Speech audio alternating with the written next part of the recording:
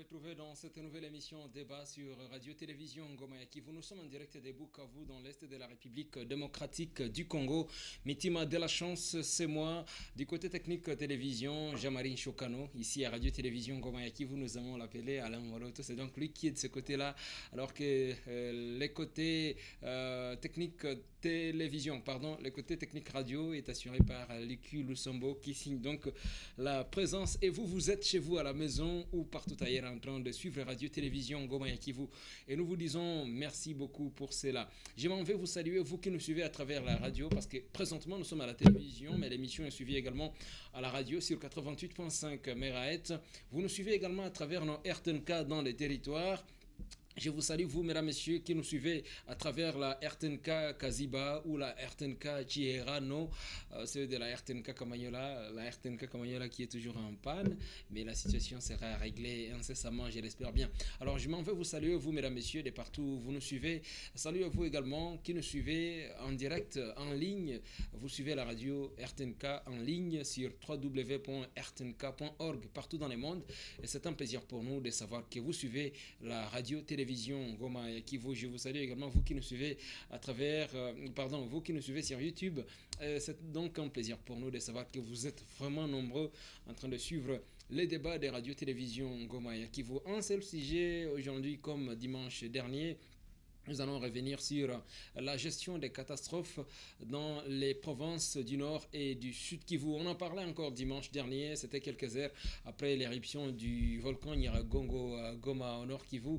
On va en parler également dans cette émission débat tout à l'heure. Qu'est-ce qu'il faut comprendre de la gestion des catastrophes dans les provinces du Nord et du Sud Kivu? Vous savez très bien qu'il y a eu bien sûr cette éruption du volcan suivie des tremblements de terre dans la province du Nord Kivu. Les habitants des Goma, en tout cas presque la moitié des habitants ont fui. Il y en a ceux qui sont ici à Bukavu et dans d'autres coins de la province du Sud Kivu, d'autres dans plusieurs coins de la province du Nord Kivu. Alors qu'est-ce qu'il faut comprendre de tout cela?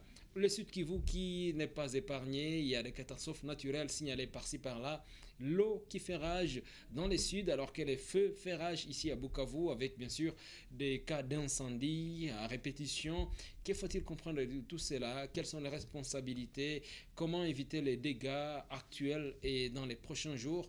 Ce sont là les quelques questions. Et bien sûr, d'autres questions, il y en aura sur ces plateaux de radio-télévision Ngoma ya Kivu dans cette émission débat sur RTNK. Vous avez vos questions, les numéros restent les mêmes. 09 92 11 30 86 09 92 11 30 86 09 92 11 30 86. Je répète pour vous qui nous suivez à la radio parce qu'à la télévision les numéros seront affichés tout à l'heure sur vos petits écrans. Je répète 09 92 11 30 86 09 92 11 30 86. Et pour vous qui nous suivez à la télévision, les numéros seront donc affichés tout à l'heure avec les logos de l'émission débat. C'est donc tout à l'heure sur RTNK. Avant d'en parler, le coup de projecteur d'abord sur la situation sécuritaire dans les territoires d'Ouvira, dans les hauts plateaux du territoire d'Ouvira, où des combats ont opposé des groupes armés ce week-end.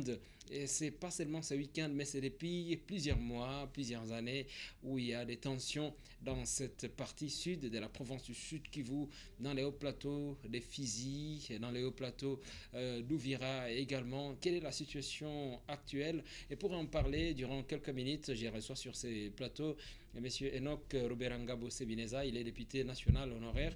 Bonjour, honorable. Bonjour M. Mitima, bonjour à tout le monde qui nous suit. Bienvenue sur ce plateau de l'émission débat. Oui, merci beaucoup de m'avoir invité. Essayons d'échanger. D'accord. On a été ensemble, c'était au début de cette année 2021, si je me rappelle bien.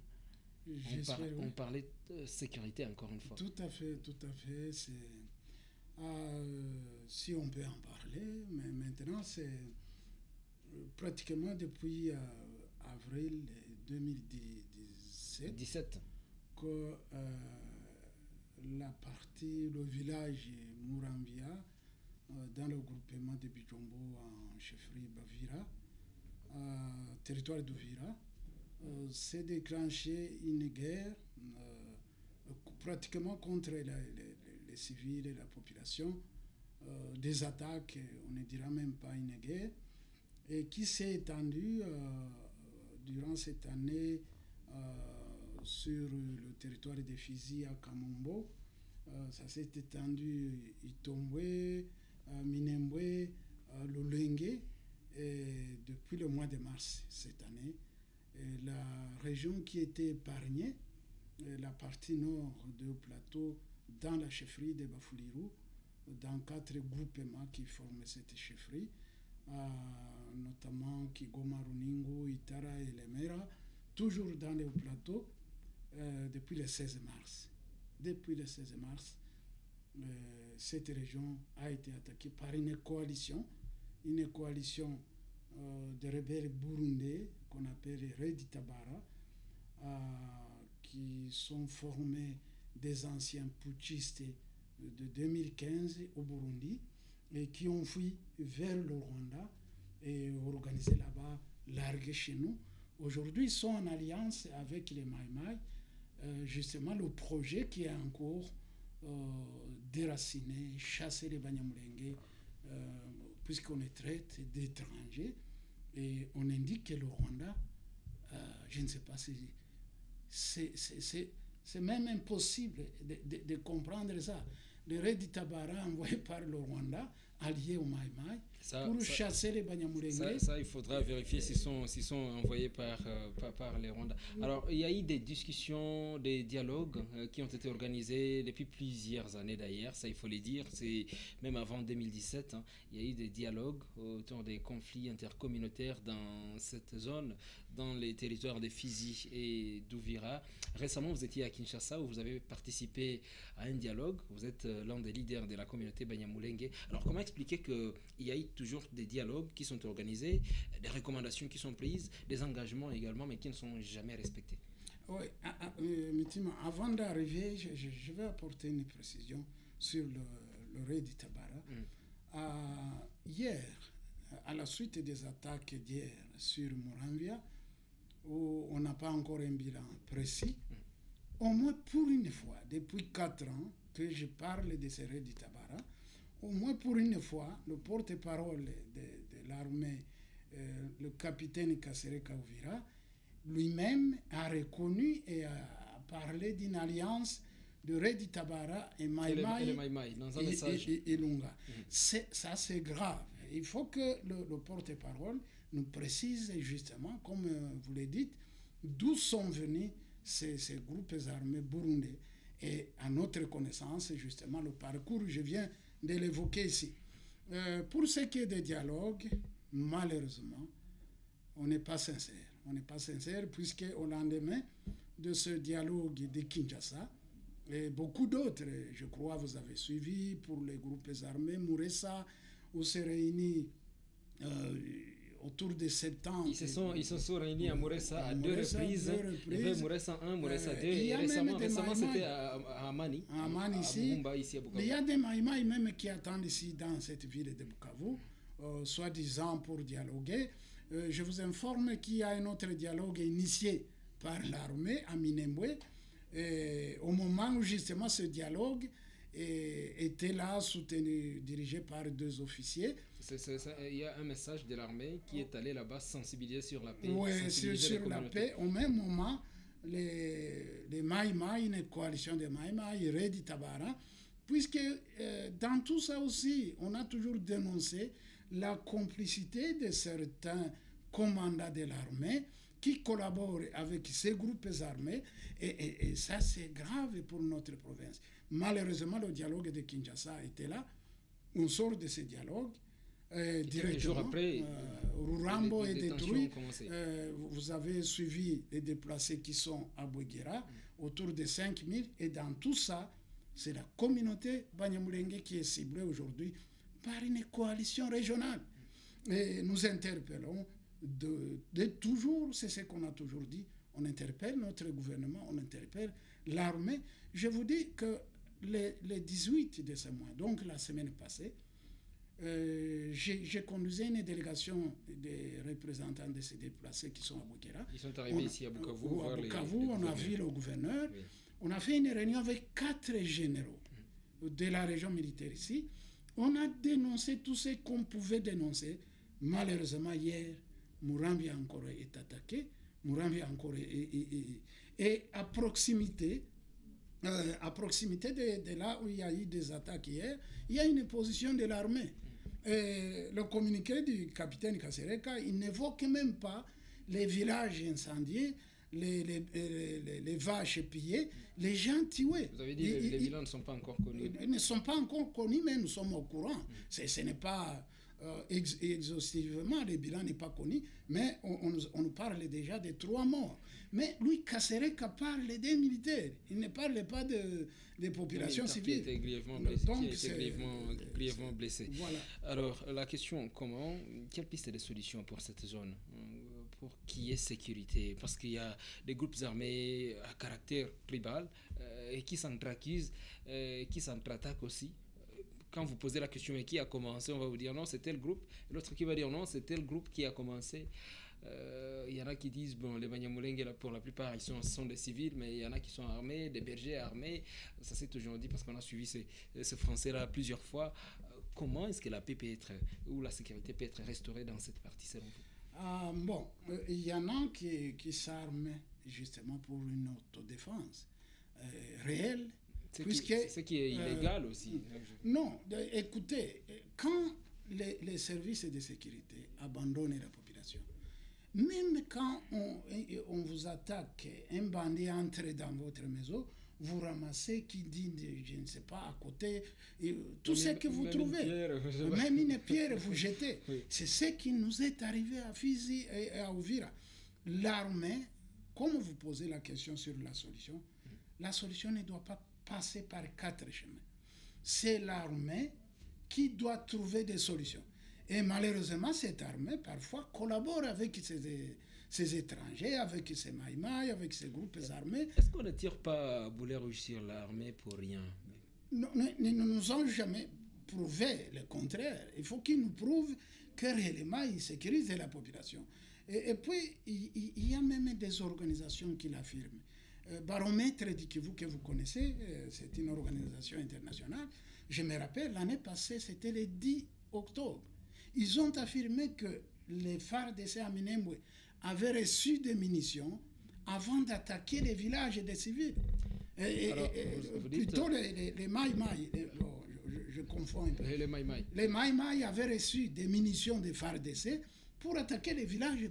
Alors, ça, c'est vérifiable. Si vous dites recevoir les munitions, il y a toujours eu une question sur ce plateau et qui n'a pas trouvé de réponse. D'où proviennent toutes ces armes et toutes ces munitions utilisées et par les combattants Banyamulenge, les Gomino, les Tuganeho, ou soit les groupes Maïmaï et même les Red Tabara, d'où proviennent toutes les... Vous voyez cette question-là? Oui, parce que c'est depuis plusieurs années qu'ils se battent. Alors, les armes, je crois, la région, c'est connu, depuis toutes ces guerres, on a distribué des armes. Même à l'époque, vous vous rappelez, je crois, vous n'étiez pas encore... Donc, l'époque des guerres, on a distribué des munitions, des armes. Les munitions ne se plissent jamais. Et aujourd'hui, justement, ce sont les gouvernements qui donnent ces munitions. Les FARDC, c'est connu. Les FARDC vendent des munitions. Les pays, à tous les groupes armés, à tout acheteur. C'est connu. Les FARDC vendent. La région, les pays voisins, qui infiltrent notre pays, pas même infiltrés. Puisqu'on n'a jamais appréhendé un raid Tabara sur la frontière, on parle des Imbonerakure qui traversent jour et nuit, on ne les a jamais appréhendés. Le 9, je crois, le 9 avril, j'ai dénoncé la traversée des Burundais, des Imbonerakure, qui sont passés par la plaine. Le jour où on a vu le commandant secteur à Uvira, le 18, on lui a posé cette question. Monsieur, comment les Imbonerakure passent par Sangé? Dans la plaine ici, on nous dit qu'il y a 3 régiments. On n'a jamais entendu un Burundais appréhender à la frontière, mais on apprend qu'ils sont dans les moyens plateaux en alliance avec les groupes armés. Justement, il y a une complicité de certains membres de nos services de sécurité. Avec les groupes armés. Avec tous les groupes armés. Que ce soit les Gomino, les et qui distribuent des munitions à coût de l'argent, dollars et ainsi de suite. Ça, il faut donc que l'armée puisse s'investir davantage et mener des investigations et balayer devant sa cour. C'est plus mieux. Alors, en bref, en conclusion, notre gouvernement doit prendre ses responsabilités et protéger les populations civiles. Merci. Pour nous, notre communauté est déracinée aujourd'hui. Et qu'est-ce qu'il faut faire? Il faut aller au Rwanda. C'est impossible. Voilà. Merci, monsieur Enoch Loberangabo Sebineza. Je rappelle que vous êtes député national honoraire. Merci beaucoup. On sera ensemble prochainement dans un autre numéro de l'émission pour, bien sûr, poursuivre les discussions avec d'autres invités sur ces plateaux. Certainement qu'il y aura d'autres personnalités et qui suivent de près cette situation sécuritaire dans les hauts plateaux d'Ouvira et des Fizi. On va marquer une petite pause, mesdames, messieurs. Je vous reviens tout à l'heure avec d'autres invités. On parle des catastrophes. Je vais recevoir sur ces plateaux certains invités. Il y a parmi eux un déplacé des Goma qui est ici à Bukavu, la jeunesse également qui s'active pour accueillir ces déplacés des Goma qui sont ici à Bukavu, et également la vieillesse, donc les personnes du troisième âge, quelle est leur situation. Des associations s'inquiètent, les associations ici à Bukavu. Vous allez suivre également l'inquiétude d'un membre d'une structure qui plaide pour les droits des personnes du troisième âge. C'est donc tout à l'heure. Et également, je vais recevoir, je l'espère bien, les coordonnateurs de la protection civile dans la province du Sud Kivu, qui certainement, je crois bien, il est déjà là. À tout à l'heure.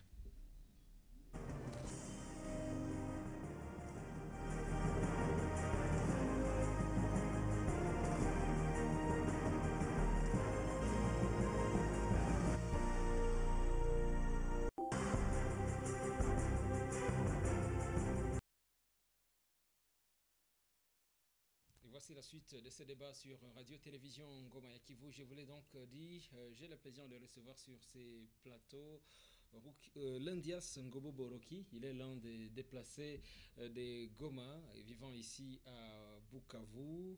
Bonjour Roki. Bonjour cher. Et bienvenue. Merci beaucoup. Bienvenue sur ce plateau de RTNK. Bienvenue également à Bukavu. Merci beaucoup. Vous êtes à Bukavu depuis jeudi? Oui, depuis jeudi. Oui. Oui, je suis là.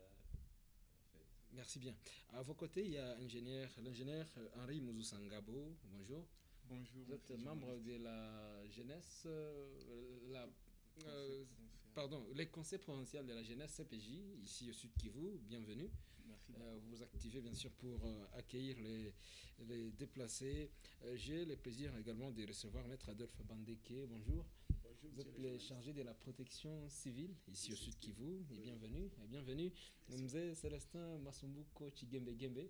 Vous êtes le président de la structure Sauti Awase qui plaide pour les droits des personnes du troisième âge.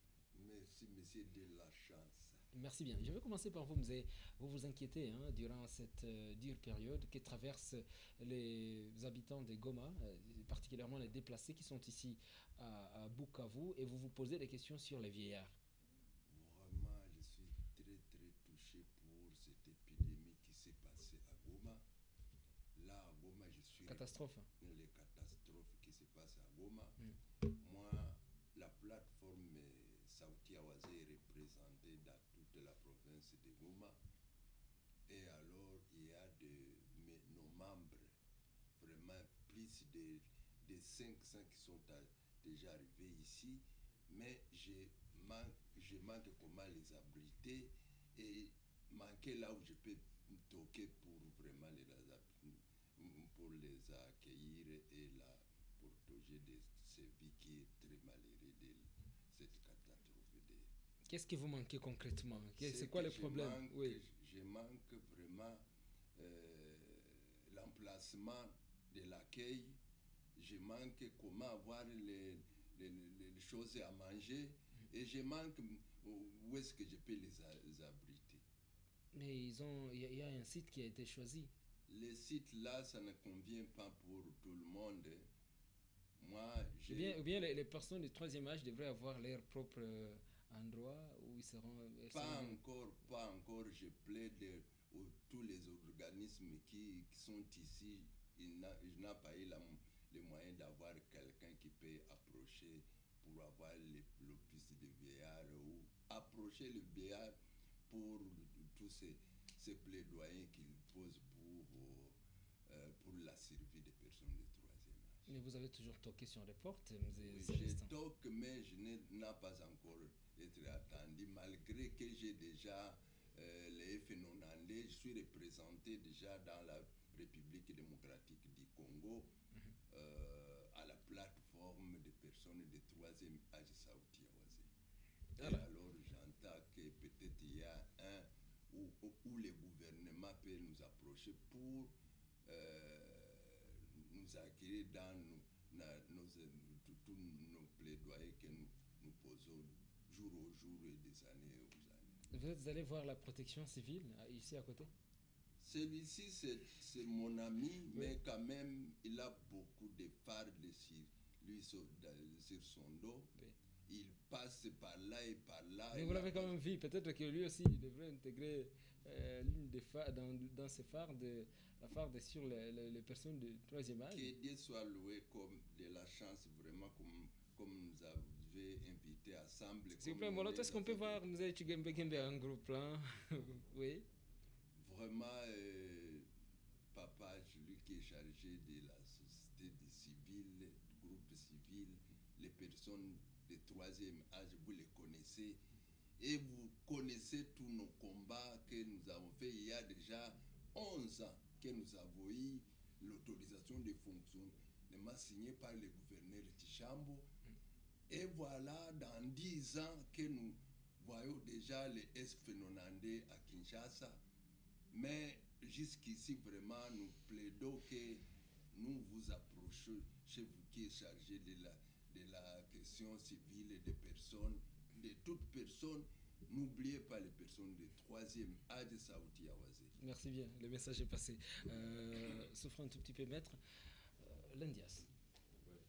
Comment vous allez? Où est-ce que vous logez pour le moment? Est-ce que c'est en famille? C'est dans les sites qui a été dans l'un des sites indiqués par les autorités provinciales ou quoi? Et quelles sont les conditions dans lesquelles vous vivez ces 3 jours ici à Bukavu? Ouais, je vais très bien et actuellement je suis en train de séjourner chez la famille. Donc juste ici. Vous avez une famille d'accueil ici? Ouais, j'ai une famille d'accueil ici. Je suis juste ici en haut de d'Isder. Hein? Oui, donc c'est sur la colline de l'Isder ici. Ouais, juste là. Donc je suis en train d'essayer un peu de vouloir m'adapter, mais bien que ça ne tient pas encore, vu qu'il n'y a pas d'activité rémunératrice ici que je puisse faire pour trouver quelque chose. Même le transport c'est un peu difficile à en avoir. Donc c'est quelque chose de choquant, voir que nous n'avons pas vraiment des capacités à pouvoir circuler même dans la ville et même pour aller voir des sites, donc visiter tout ça, oui. Il n'y en a pas vraiment l'occasion. C'était comment vous avez quitté comment, dans quelles conditions ces jeudis là? Oh là là. Bon, c'était un peu pas trop bien. Si je dis pas trop bien, puisque j'ai vu de mes propres yeux les mamans qui étaient en train de perdre leurs enfants. Elle est déjà dans le bateau et du coup, il y a l'enfant qui est resté, le bateau est parti. Et donc, c'est vraiment quelque chose de très choquant. Moi, je suis venu, je payais même mon billet étant déjà dans le bateau, puisqu'il n'y avait pas vraiment moyen même de passer. Il y avait beaucoup de monde. Je puis sauter pour entrer dans le bateau. Donc, comprenons que c'était pas vraiment beau à voir. Hein. Donc, vous décrivez et dénoncez la situation dans laquelle vous vivez pour le moment. Il n'y a pas d'assistance jusque-là. Ouais. Pourquoi vous n'avez pas choisi d'aller dans l'un des sites qui ont été choisis par les gouvernements ou les autorités au niveau provincial? Vous savez, il n'y a pas que moi. Il n'y a pas que moi, puisque nous craignons fort les circonstances que nous pouvons rencontrer là-bas.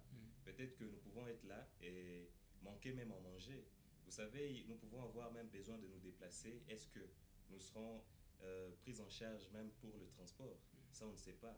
Donc, il faut que nous soyons quelque part où peut-être ça ne sera pas difficile de manger ça ne sera pas. Nous allons dormir dans des bonnes conditions, mais on sait bien les conditions dans plusieurs familles de Bukavu, elles ne sont pas du tout faciles. ouais, c'est ça. Donc plus ou moins dans des bonnes conditions, puisque nous savons tous que le camp, vivre aussi dans le camp, c'est pas facile, hein.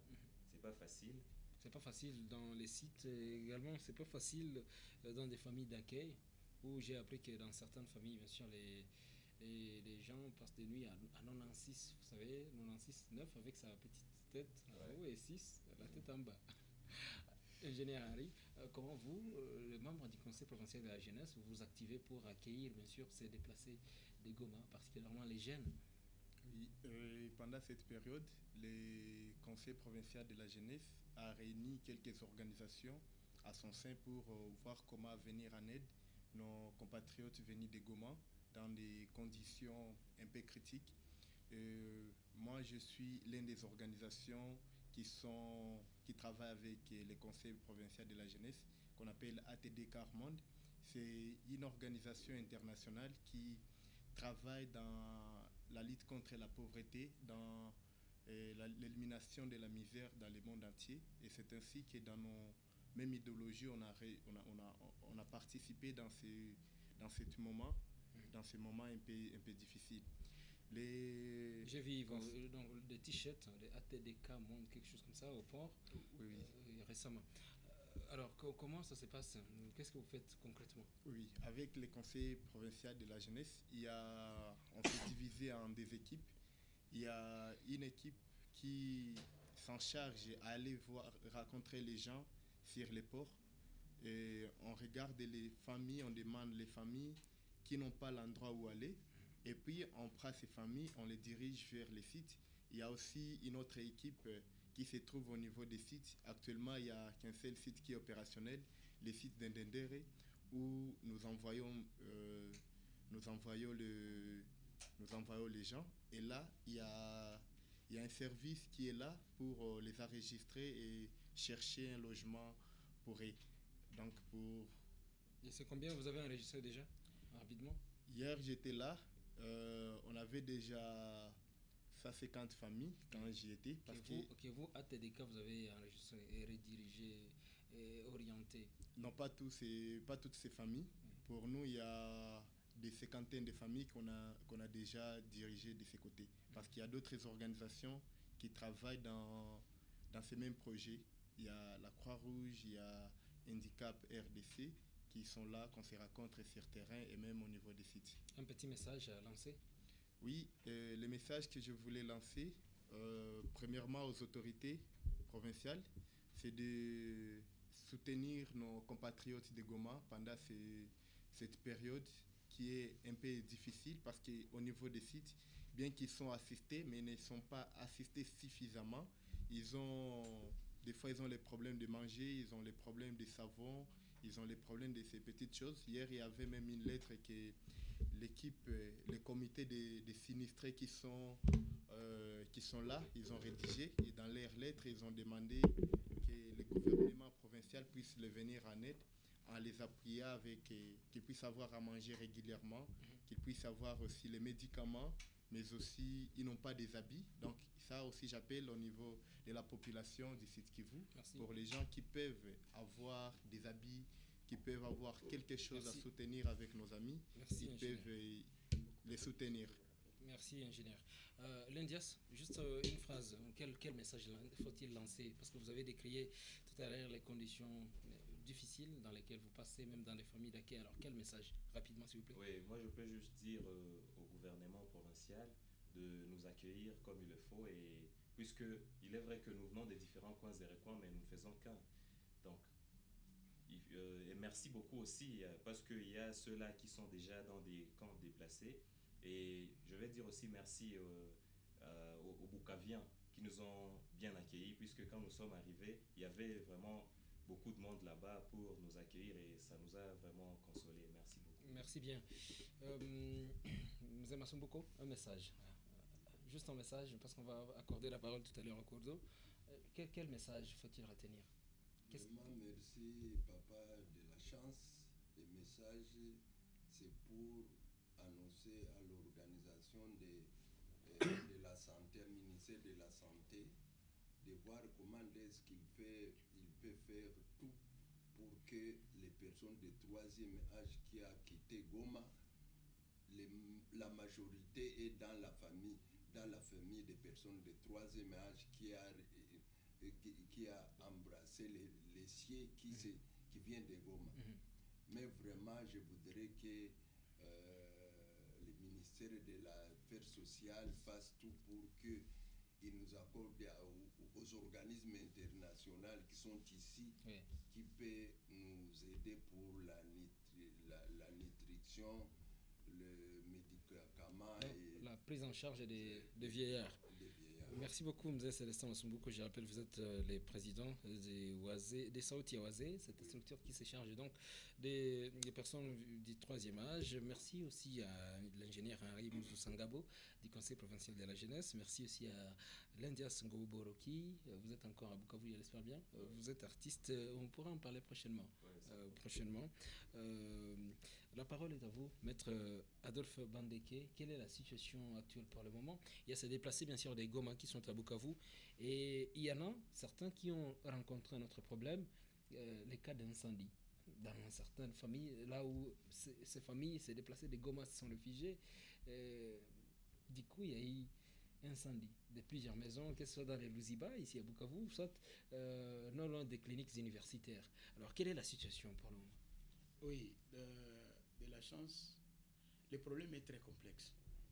Très complexe parce que même je viens d'Ouvira et Fizi. Ouvira, il y a plus de 6000 maisons, englouties aussi par des eaux. Donc, moi, je crois que pour les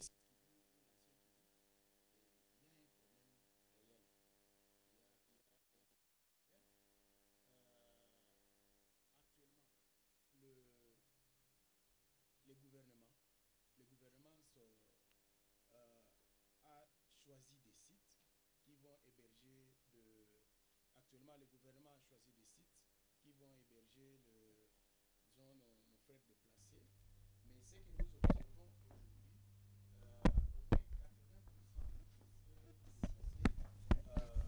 au moins 80% et les autres aujourd'hui, par exemple, ce que nous avons registré hier, il y a beaucoup de déplacés qui se sont retrouvés dans des écoles, dans des hôpitaux au niveau de Minova.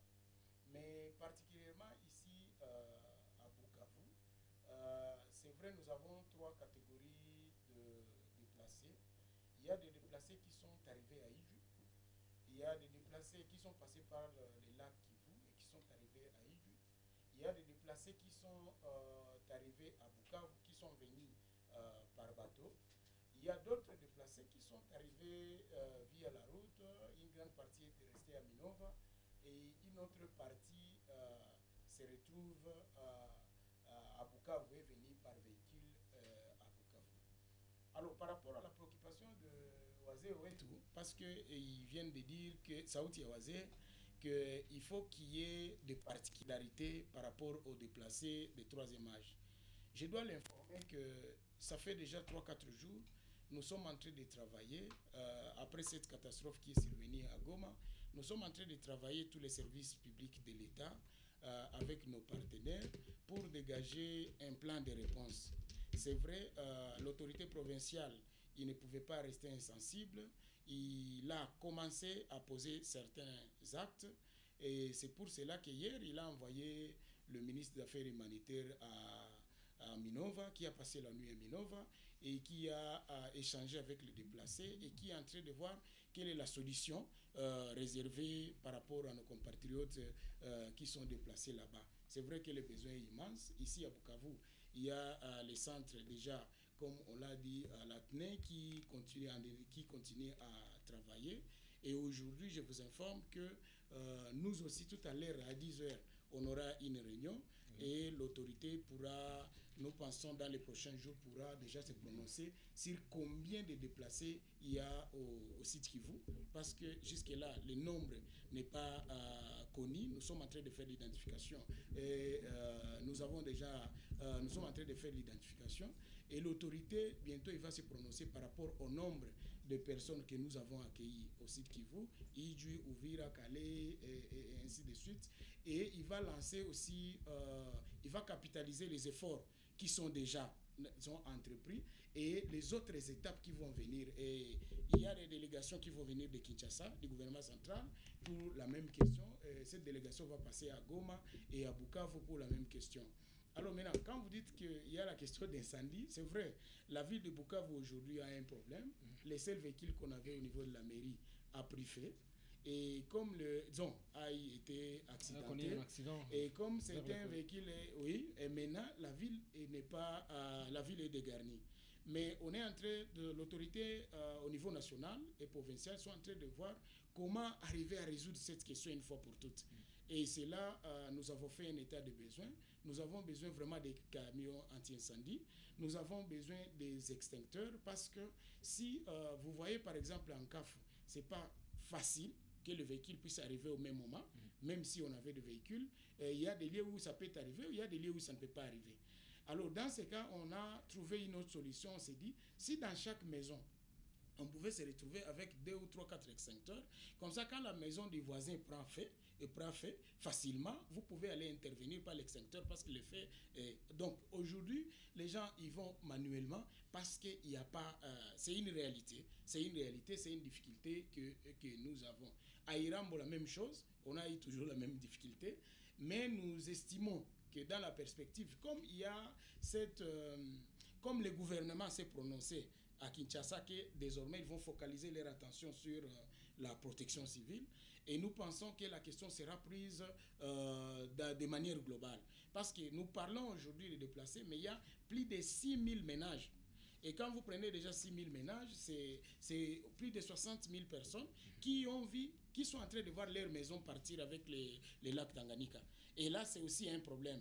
Alors, il faut délocaliser la population. Il faut créer de nouveaux sites. Et c'est toutes ces questions-là, nous pensons, comme les autorités vont venir de Kinshasa.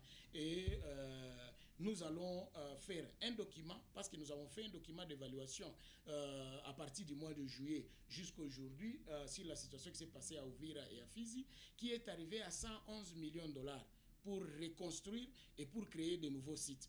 Alors, comme les autorités ont reçu les documents à Kinshasa, ils sont arrivés, on va encore réintroduire les dossiers parce que Bukavu, le site Kivu, est attaqué sur tous les coins. Et tous les coins, et ceux qui sont plus exposés, c'est la population. Et les déplacés qui sont arrivés, ils rencontrent la province déjà qui est sinistrée, et eux aussi sont des sinistrés, alors il faut vraiment des mesures exceptionnelles.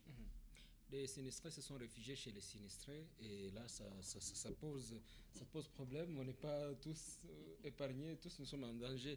Il faut combien de camions anti-incendie pour Bukavu selon vos prévisions? Pour Bukavu, on sait qu'il faut vraiment les seuls camions anti-incendie? Non.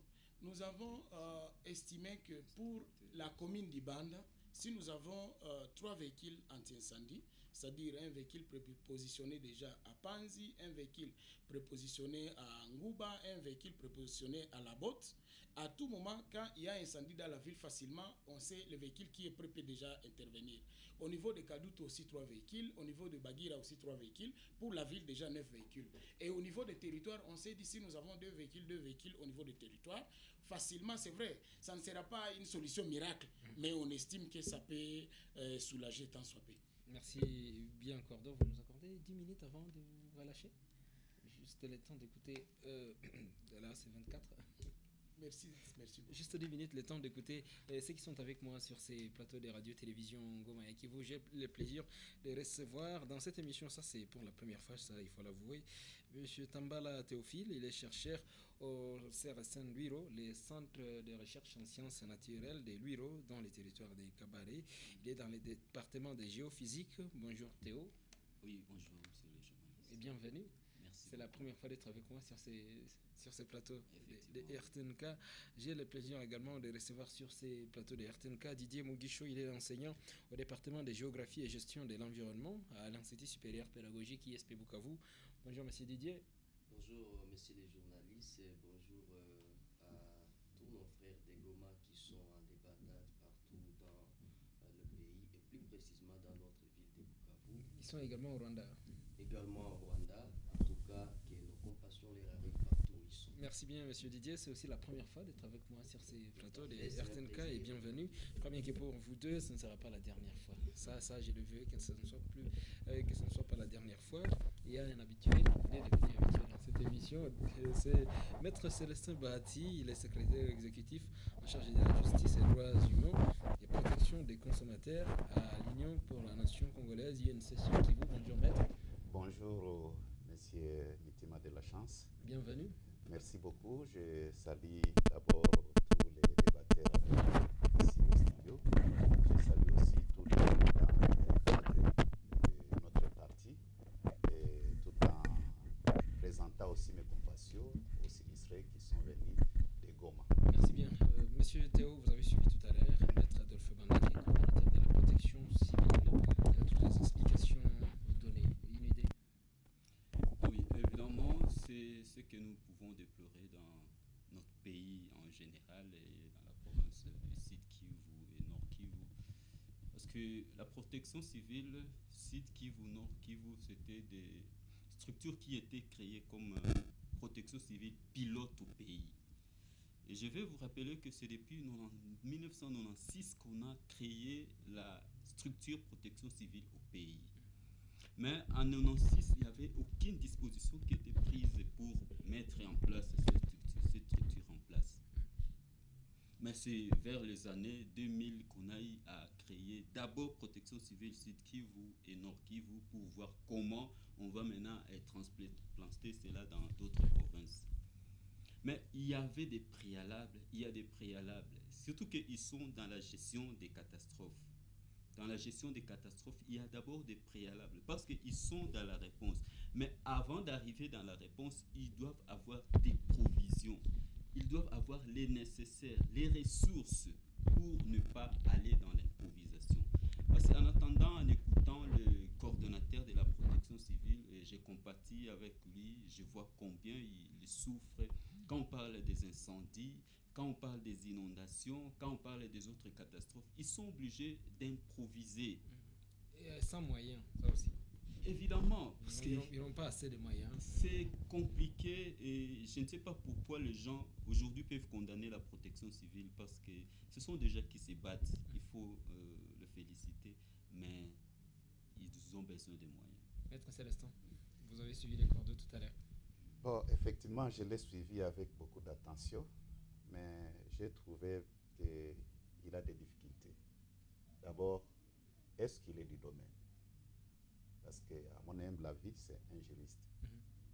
Mais pourquoi ne pas chercher des personnes qui sont du domaine pour essayer de les intégrer dans cette activité qu'il a en train de Donc, faire? même si elles sont du domaine, mais si elles n'ont pas de moyens, bon, ça va aller. Bon, non, on peut avoir des moyens.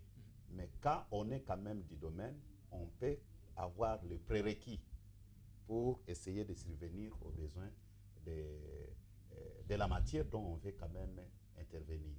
Bon, c'est vrai, c'est du job, mais il faut quand même essayer de voir les personnes qui maîtrisent très bien les secteurs dans lesquels on veut intervenir. Voilà ce que je peux faire. Merci. Je sais qu'il est vraiment en difficulté, il n'a pas de moyens, il peut se couper à 1000 morceaux, mais avec quels moyens? Mais il fallait aussi le domaine. Oui. Selon vous. Je vous écoute, Monsieur Didier, rapidement. Parce Oui, que... merci beaucoup. Mais moi, par rapport à ça, je voudrais signaler que la protection civile fait partie de l'équipe des scientifiques à la riposte des dangers, à la riposte des catastrophes, à la riposte des risques. Et si vous avez suivi le président de la République d'ailleurs dans les points de presse, il a insisté sur la réponse qui va venir des scientifiques.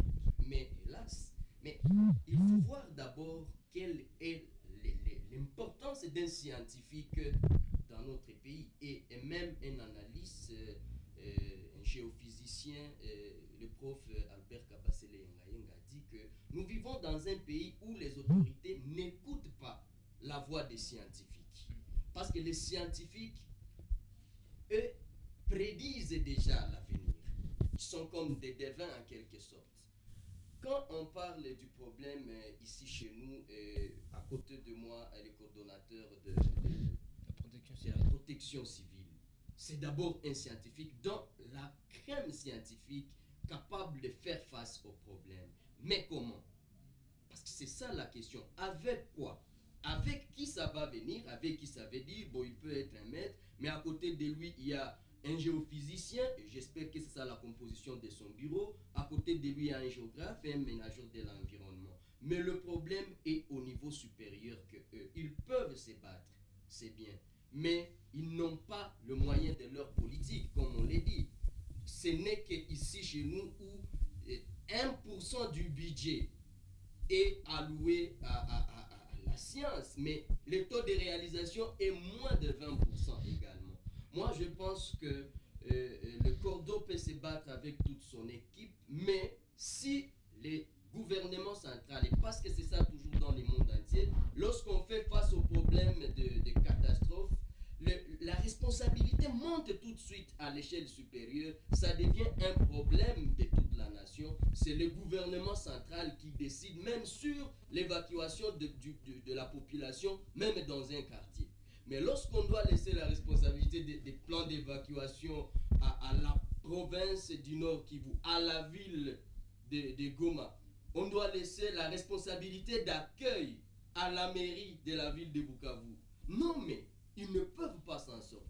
Parce que ça demande à la fois l'accompagnement, ça demande à la fois l'accompagnement du pouvoir central tout au début, et accompagné aussi par des humanitaires internationaux. Et vous avez compris d'ailleurs que déjà les États-Unis ont déjà donné 400 000 $ pour l'assistance. Mais le problème aussi se pose sur la gestion des fonds alloués au problème de gestion des catastrophes. Merci bien. On va, parce que j'ai sollicité 10 minutes, ça fait 8, il ne reste que 2.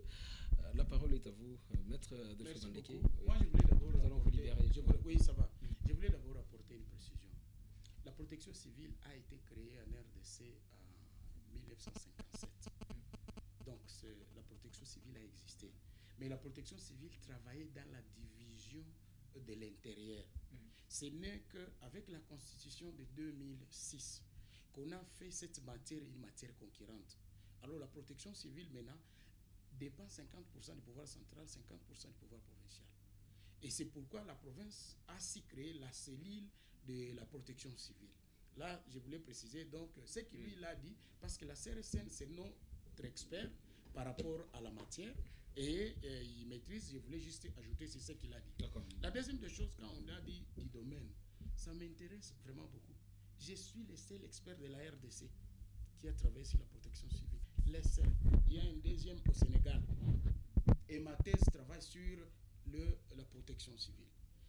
Les domaines, quel est le domaine? La première des choses, il faut être scientifique. Ça, c'est la première. La deuxième des choses, il existe une plateforme provinciale de gestion des catastrophes. Et dans la plateforme, il y a 3 membres. Le premier membre, ce sont des institutions publiques de l'État. C'est-à-dire en commençant par les gouverneurs, l'Assemblée provinciale, les divisions, la CRSN, les universités et tout le reste. Ça, c'est la protection civile.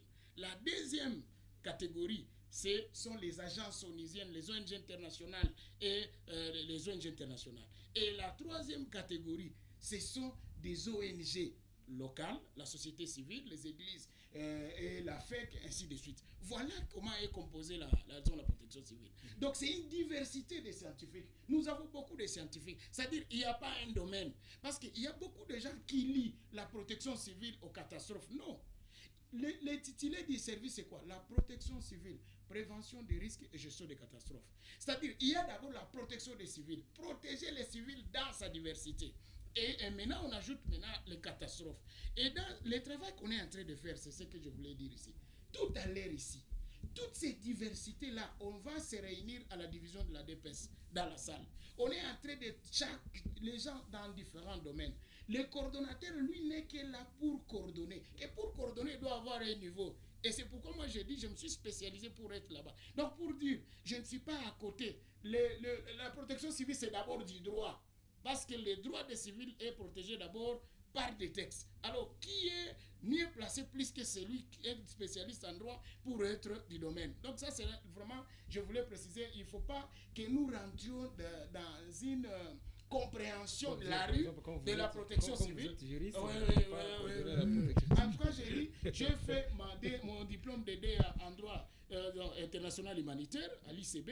J'ai fait ma thèse par rapport à ça. Donc, c'est-à-dire, je suis vraiment du domaine. Et je viens des ONG de la société civile, là où j'ai fait plus de 10 ans. D'accord. En bref, pour conclure, parce qu'il faut qu'on vous libère. Vous avez une... En bref, qu'est-ce que je voulais dire? C'est vrai, l'expert a bien dit. Il y a des travaux scientifiques qui ont été faits par les experts, qui devraient être capitalisés. Il y a le travail de la CRSN Luiro qui est... L'OVG aujourd'hui qu'on parle, l'OVG vient d'où? De la CRSN Luiro. Alors maintenant, il y a un plan de contingence. Mais la question, c'est à quel niveau on l'applique. Par exemple, le volcan aujourd'hui qu'on nous parle, c'est un volcan traître qui n'a pas fait beaucoup d'annonces. Et comme il n'a pas fait beaucoup d'annonces, ça a surpris tout le monde. Et devant ça, on s'est organisé. Mais malgré cela, il y a des interventions qui se font. Donc moi, je pense que au courant, n'est-ce pas, dans les heures ou dans les jours, l'autorité provinciale sera en mesure de vous le dire. Le président de la République, la délégation va arriver en province, et vous aurez le temps de changer. On sait que le président arrive aussi. Oui, et pour aller compatir avec des déplacés. Et nous serons appelés aussi à nous présenter la question de manière globale. La question des zones de sinistrés qui ont perdu leur maison à Ouvira. La question de sinistrés des zones de Goma. La question des catastrophes naturelles. La question, il y a beaucoup de choses. La province, vraiment, elle est submergée par... C'est pourquoi on l'a déclaré la province sinistrée. Donc voilà un peu ce que je voulais dire. Donc, confrères, sois calmes. Nous allons travailler tous ensemble et nous allons travailler avec les autres experts. C'est vrai, on n'est pas dié dès lors que la protection civile, c'est une diversité. C'est pourquoi nous avons plus de 180 agents répandus sur toute l'étendue. Et quand vous allez à Minova, vous allez trouver, ils sont en train de travailler là-bas, ces gens-là, jour et nuit. Donc, on ne doit pas jeter de l'opprobre sur des compatriotes qui travaillent difficilement. Parce que la CRSN Luiro qui vous parle ici, il faut poser la question à ce qui se passe là-bas. Il faut poser la question à l'OVG. Il faut poser la question à la protection civile du Nord Kivu. Donc moi je crois que de manière globale, on va trouver une solution. Que nos compatriotes, n'est-ce pas, déplacés, ils doivent se sentir qu'ils sont dans les bonnes mains. Le site Kivu est en train de s'organiser pour leur donner un accueil chaleureux et pour subvenir à leurs besoins. Nous pensons que les besoins qui ne sont pas satisfaits maintenant les seront dans un temps record. Merci, Maître Adolphe Bandeke. Je rappelle que vous êtes le coordonnateur de la protection civile dans la province du Sud Kivu. Merci beaucoup. On aurait souhaité que vous soyez avec nous jusqu'à la fin de l'émission, mais vous avez l'autre chargé tout à l'heure parce qu'il y a une réunion de la protection civile avec d'autres partenaires, c'est ça? La plateforme provinciale. D'accord. Alors, nous allons vous laisser comme ça, avec le plaisir de vous retrouver prochainement, parce que nous, on aimerait suivre l'évolution de la situation, comment ça se passe et comment ça évolue. Alors, pour marquer une petite pause, le temps que Maître Adolphe Bandeke quitte ce plateau, je vais vous proposer ce reportage que j'ai réalisé au Nord Kivu, où j'ai été à Goma cette semaine, où j'ai visité l'endroit qui a été dévasté par la lave du volcan Nyiragongo. Je vais vous proposer de suivre ces reportages que j'ai réalisés pour RTNK sur place. Et également, c'est quelques images dans les ports, dans l'un des bateaux, en train d'acheminer les déplacés de Goma à Bukavu, mais également ces habitants, certains habitants bien sûr, qui venaient attendre les leurs à l'aéroport, au port ici à Bukavu. Et ayez aussi en tête que le ministre provincial de l'Intérieur et de la Sécurité au Sud Kivu a déploré le fait qu'au moins 6 armes ont été découvertes dans des bagages de certains compatriotes venus de Goma en déplacement pour la province du Sud Kivu. Lorsque les forces de sécurité ont tenté de fouiller, ils ont donc trouvé 6 armes, parmi lesquelles 4 à Minova et 2 dans des ports ici à Bukavu. Et ils s'inquiètent par rapport à la sécurité de la province du Sud Kivu. Et ça, c'est dommage. Alors, suivez ces reportages ici du côté de la technique. On est déjà prêt. Le temps que Maître Adolphe Bandeke est en train de quitter ces plateaux. Et je vais recevoir tout à l'heure un autre maître. Lui, c'est Maître James Karani, l'un des cadres de l'Union pour la démocratie et le progrès social IDPS Sud Kivu, qui a voulu également participer dans cette émission et que nous avons invité. Voilà, à tout à l'heure. Suivez.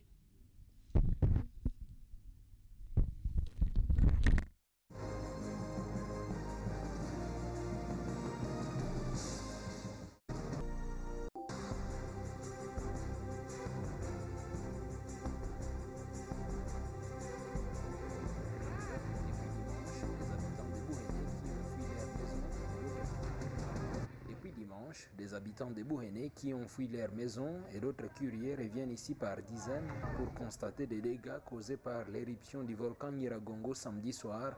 Des maisons entières, boutiques et usines de traitement de l'eau et des boissons englouties par des laves sèches et encore chaudes, laissant plusieurs familles à la belle étoile et de nombreux chômeurs.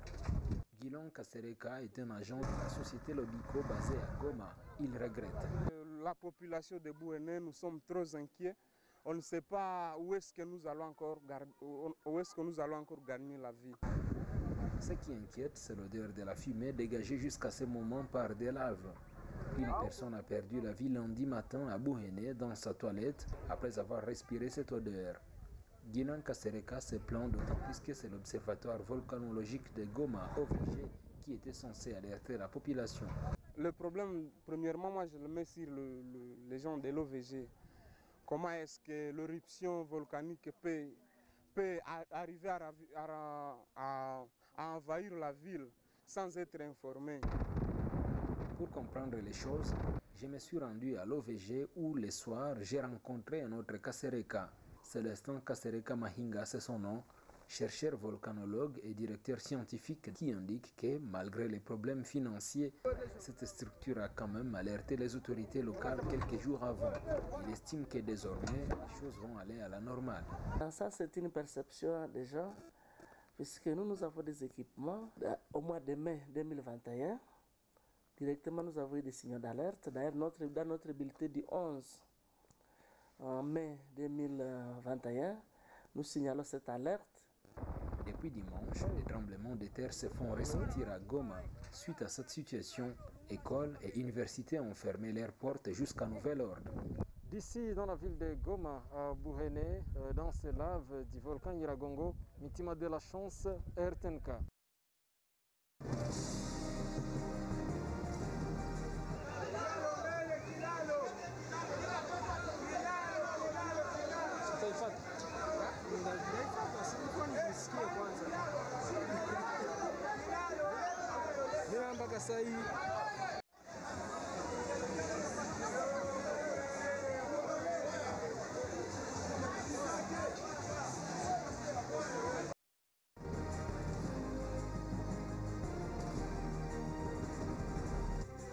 Débat sur Radio-Télévision Goma et à Kivu. Merci à vous qui nous suivez à la radio. Je rappelle que c'est votre émission Débat que vous suivez. C'est possible donc de participer et d'intervenir. Les numéros c'est les 09 92 11 30 86 09 92 11 30 86. Comment gérer les catastrophes dans la province du Nord Kivu et du Sud Kivu? Quelle est la situation actuelle?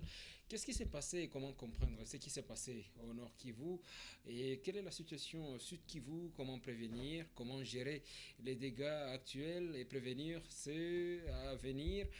C'est de ça qu'on va parler, mesdames et messieurs, durant les 40 minutes qui nous restent pour cette émission. Non, c'est 45 minutes qui nous restent pour cette émission débat sur RTNK. J'ai annoncé que Maître James Karani sera avec nous. Il est l'un des cadres de l'IDPS ici à Bukavu, l'Union pour la démocratie et le progrès social. C'est parti cher au président de la République, Félix Antoine Tshisekedi. Maître James Karani, bonjour. Bonjour, monsieur de la Chance, et merci pour l'invitation. Bienvenue. Merci beaucoup encore une fois. Il a été annoncé depuis samedi dernier, parce que ça c'est chichote à Bukavu, que le président Félix Tshisekedi sera au Sud Kivu, particulièrement ici à Bukavu, peut-être mardi prochain. Il vient se rendre compte de la situation et également dire polé aux habitants, aux déplacés, et également aux habitants du Nord Kivu, parce qu'il compte se rendre dans cette partie. Ça, c'est pas encore officiel, mais ça c'est chichote quand même. Et il y a des autorités qui sont en alerte pour le moment. Oui, vous en avez entendu parler, hein? Exactement comme vous, mais si tel est le cas, nous pouvons encourager un père à venir consoler ses enfants. C'est une bonne chose. Donc si cela était vrai, nous ne pouvons que applaudir et les souhaiter le bienvenu chez nous. Très bien. Alors, je me tourne vers M. Théo. Je rappelle, c'est Tambala Théo. Il est chercheur au Centre de recherche en sciences naturelles de l'UIRO, qui est dans le département de géophysique, qui est avec nous. Maître Célestin Bahati, secrétaire exécutif en charge de la justice, droits humains et protection des consommateurs à l'Union pour la démocratie, à l'Union pour la nation congolaise, INC Sud Kivu. Il y a également M. Didier Mugisho qui est avec nous. Il est enseignant au département de géographie et gestion de l'environnement à l'ISP Bukavu. Ce sont là les 4 invités qui sont avec moi sur ces plateaux de RTNK. M. Tambala Théophile, vous êtes, je le rappelle, chercheur au CRSN Luiro. Comment comprendre ce qui s'est passé au Nord Kivu il y a une semaine? Évidemment, il y a, tous nous le savons, il y a eu éruption volcanique à Goma. Alors, comme venait de le dire le coordonnateur qui était ici, il a laissé un mot ici, disons que le volcan Nyiragongo est un volcan traître. Parce que dans les cas des éruptions volcaniques, on s'attend à ce que le centre qui est chargé de l'observation, c'est-à-dire l'observatoire, devait annoncer au préalable à la population et aux autorités l'imminence d'une éruption. C'est après l'intervention de l'observatoire dans le sens d'avertir ou de prédire, c'est alors que le service de protection civile pouvait maintenant se mettre en marche.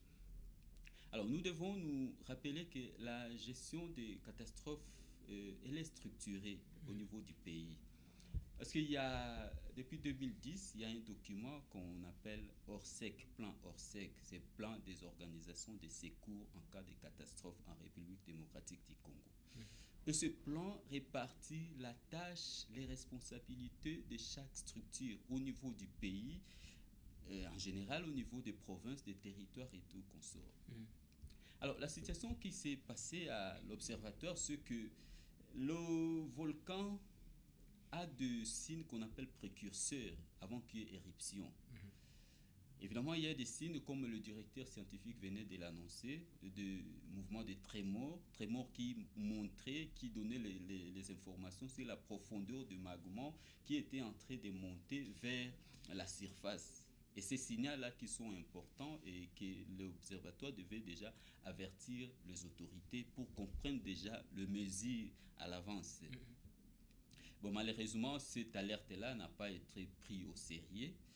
Alors, il s'est arrivé que l'éruption a eu lieu sans d'autres signes, parce qu'il y a quand même des signes importants qui sont de manifestation des gaz, une grande augmentation des dégagements des gaz, une intensité aussi un peu remarquée, particulière de tremblements de terre. Mais ces signes-là n'étaient pas pratiquement visibles vers les premières heures de l'éruption volcanique. Donc c'était une surprise? Bon, comme on le dit toujours, les types éruptifs des volcans Nyiragongo n'est pas des types qui soient explosifs, où on voit les magmas en train de sauter, de s'échapper, mais souvent ce sont des types d'éruptions qu'on appelle fissurales. C'est-à-dire qu'on s'attend à ce qu'à un certain niveau de lave, le niveau augmente au niveau de la lac, au niveau du cratère, ça augmente. On se dit que si la lave atteint ces niveaux, il peut effectivement y avoir éruption volcanique. Mais pourtant, pour Nyiragongo, c'est souvent compliqué. On ne sait pas prédire à quel niveau va maintenant avoir éruption. C'est que le niveau de 2002 par rapport à 2021, le niveau est plus bas, mais il y a eu éruption volcanique. Alors, la difficulté, c'est que le chercheur devait avoir des conditions, certains équipements, certains dispositifs de mobilité, parce qu'effectivement, il y a des alertes. Mais il a fallu que le chercheur aille au moins sur place voir la situation au-dessus du volcan, presque quand il y a eu au début de l'alerte, pour qu'on aille prendre des dispositions. Malheureusement, c'était toujours compliqué, pas facile, et la situation c'était un problème. Maître James, c'était une surprise à entendre parler le chercheur Théophile. Donc c'était une surprise, personne ne s'attendait. Et pourtant, les habitants de Goma pensaient qu'un jour on va leur dire attention, c'est dans les rouges, c'est dans les. Donc vous voyez, c'était une surprise. J'ai suivi les chercheurs et je pense qu'en ces domaines-là, priorité est donnée aux avis des chercheurs. Ça, c'est le premier élément. Le deuxième élément, c'est que nous avons un observatoire quand même qui est installé là, qui a reçu des financements de la part des partenaires. Je ne sais pas ce que le gouvernement a fait, mais au moins, j'ai entendu parler des appuis des partenaires et que les moyens serrés, selon ce que j'ai ouï dire la semaine passée, mal gérés, je ne sais pas de quelle manière, mais apparemment on a estimé qu'il fallait auditer un peu, voir clairement comment l'observatoire a été géré pendant tout ce temps. Mais exactement comme il venait de le dire. Il y avait un financement de la Banque mondiale jusqu'en juin 2020.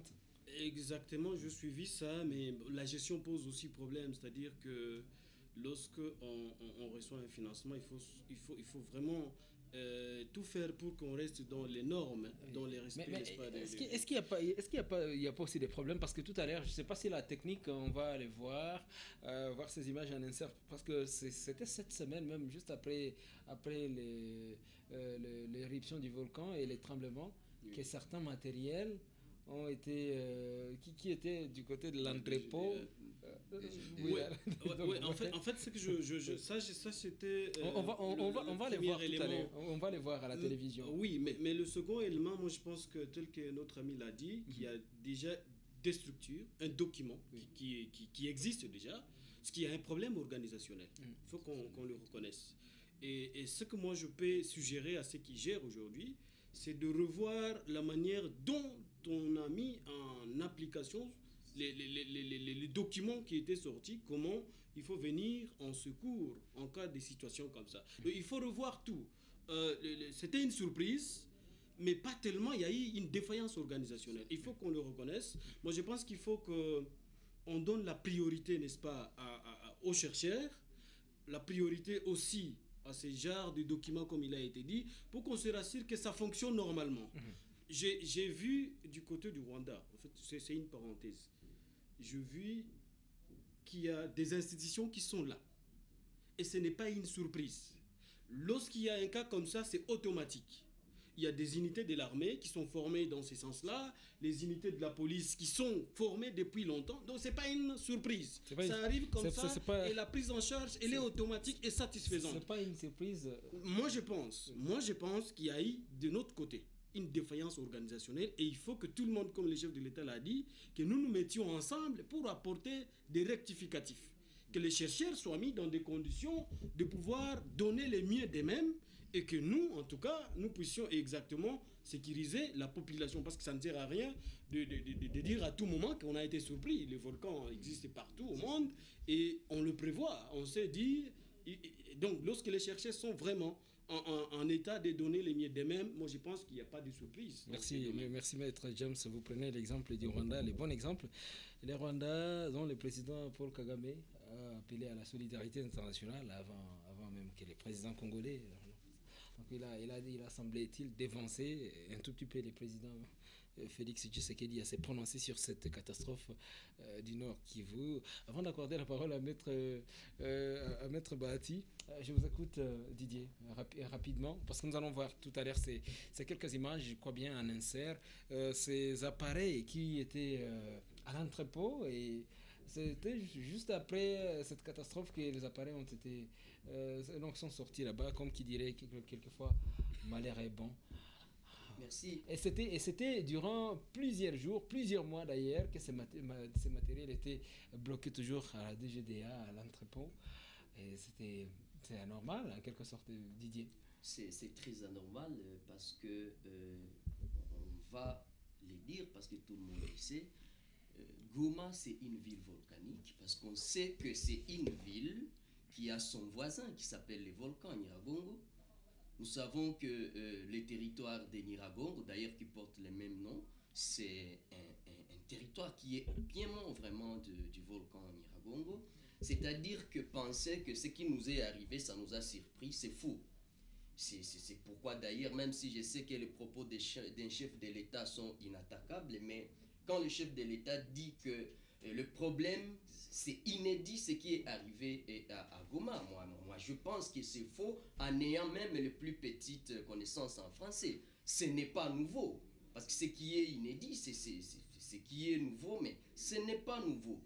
Nous avons eu déjà depuis des années passées, je crois avec la collaboration de notre ami chercheur du CNSR Louiro, nous avons mené des recherches sur la zone de Goma et le territoire de Nyiragongo, où à partir des simulations et des modélisations, on a montré que dans les cours cycliques du volcan Nyiragongo, qui est connu de 25 ans, même si c'est venu un peu avant, nous avons montré et nous avons produit des cartes de simulation qui montrent que les prochaines laves, les prochaines coulées de lave pourraient se dessiner exactement au-dessus de la coulée de lave de 2002. Et c'est un document qui a été produit, c'est un document qui a été soumis aux autorités compétentes.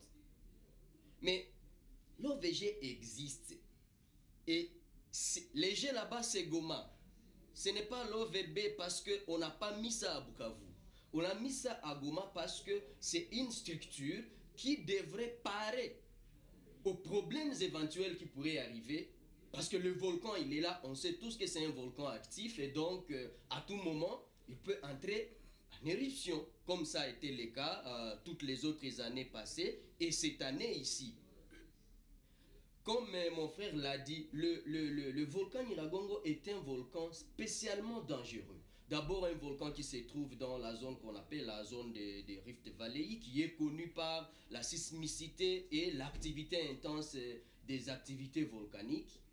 D'ailleurs, ce qu'on est en train de voir aujourd'hui, c'est le reflet. Même, ça ne demande pas d'être spécialiste comme moi et mon frère pour le comprendre. Donc, nous sommes devant un volcan qui, souvent, peut chevaucher sur les types stromboliens, sur les types vulcaniens et sur les types hawaïens. Qu'est-ce que ça veut dire? Qu'est-ce que ça veut dire? C'est-à-dire, un volcan, à un certain moment, selon la nature de ces laves, les laves peuvent être visqueuses ou peuvent être plus fluides de manière à gagner des espaces, à gagner des distances incommensurables dans peu de temps. C'est ce qui est arrivé par exemple en 2002 où les laves qui ont coulé du cratère jusqu'au Piémont et jusque dans la ville n'ont pas pris plus de 10 minutes pour faire 20 km. D'accord. Et là, on avait déjà montré, on avait déjà dit, voilà, les autorités et même l'OVG devraient être proactifs. Mais je voudrais dire que nos amis de l'OVG, ils sont au travail,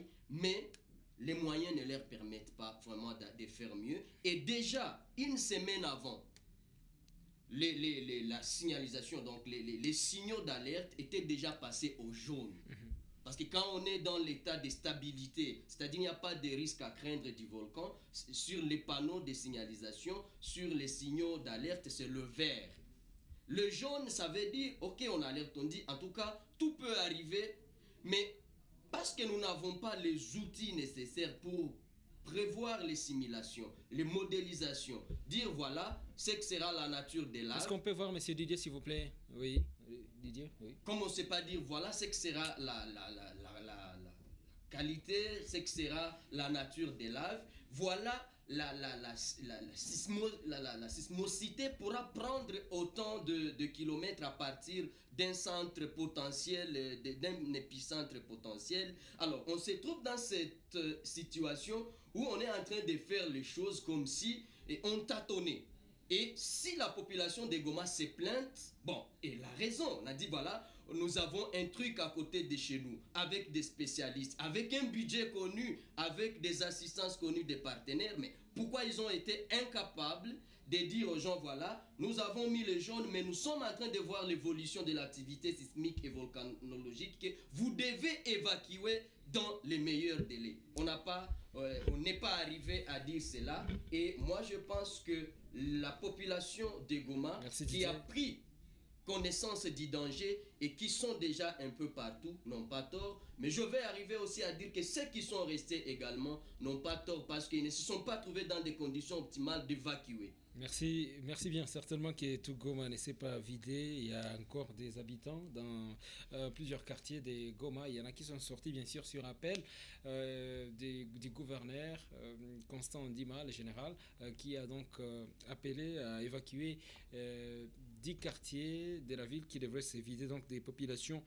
Question de prévoir et de lutter contre, bien sûr, les risques liés bien sûr au fait que les volcans, c'était de manière souterraine, c'est ça, et qu'il y aurait risque que les gaz, qu'ils puissent bien sûr se rencontrer avec se mélanger avec les gaz méthane du lac Kivu et ça produirait un problème.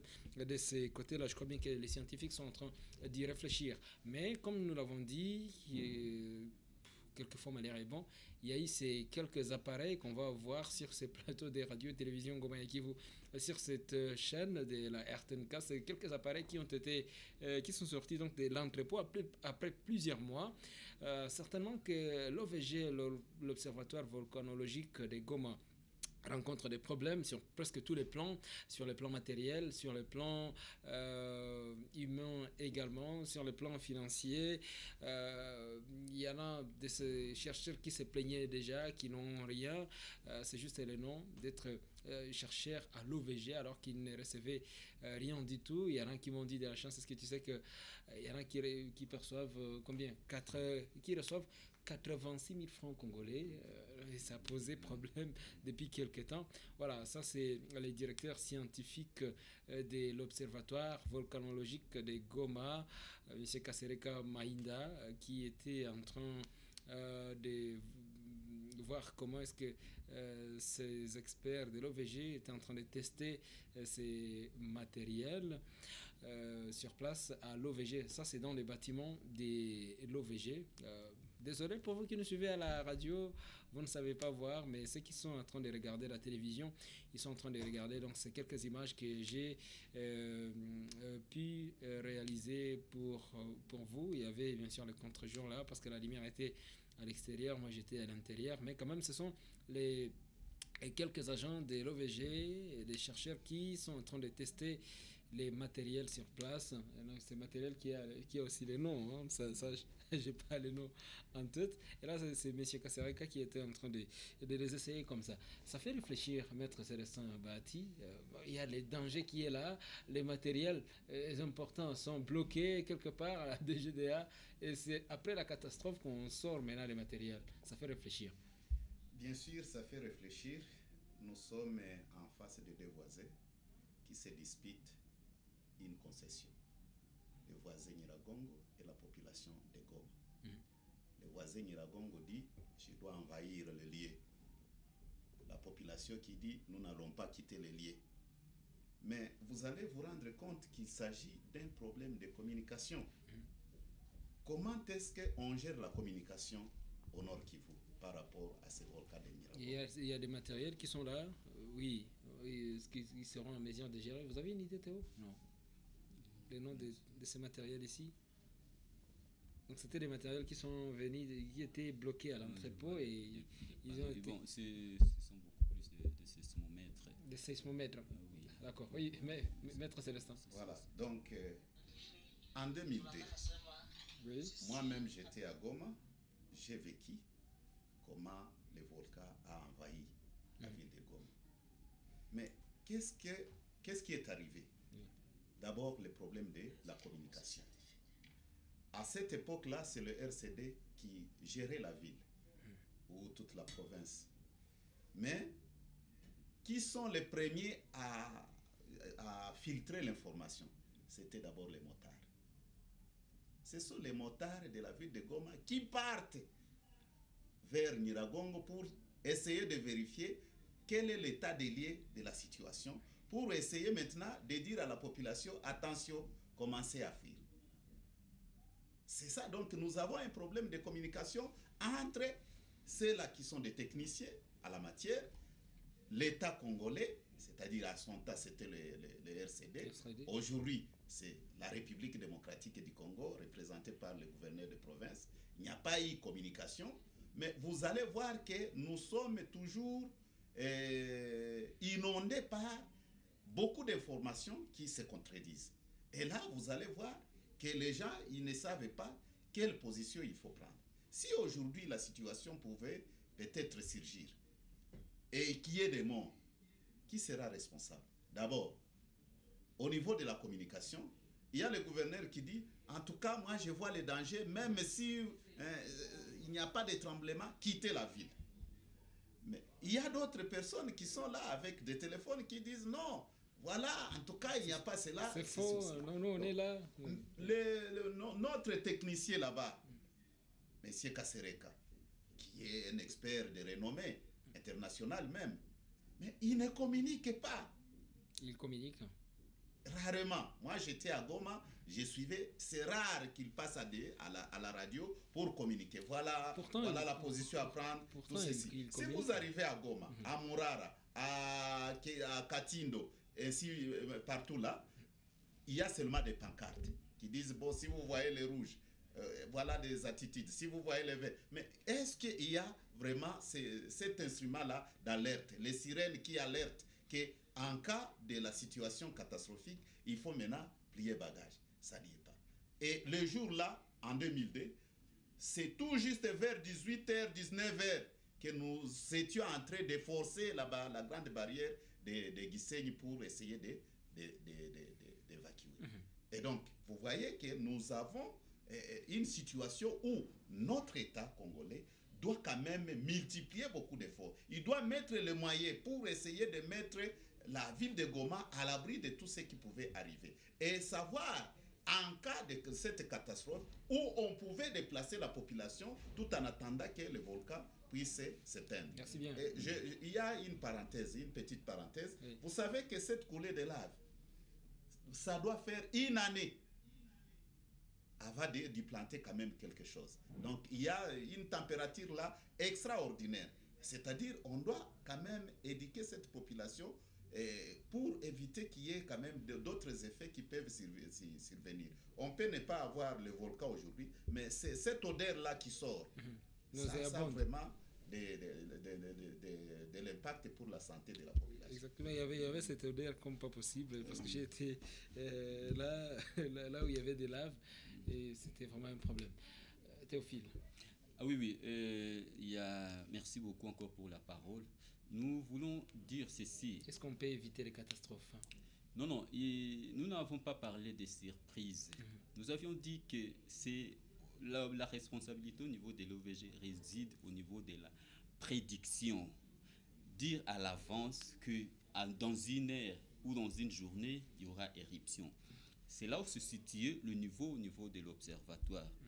Mais l'éruption volcanique, ce n'est pas une surprise pour Goma, pour les Congo. Parce qu'il y a la protection civile qui est à Goma, a un rôle à jouer. Le chercheur de l'OVG, il donne des informations techniques. Et la protection civile qui est gérée par les gouverneurs, c'est maintenant à elle de prendre des dispositions par rapport à la réponse à donner face à une catastrophe qui s'est déjà annoncée. Aujourd'hui, quand on a demandé à la population d'évacuer, évidemment parce qu'on a fait des analyses, des scénarios, il y a eu éruption, à un moment donné, la lave s'est arrêtée quelque part.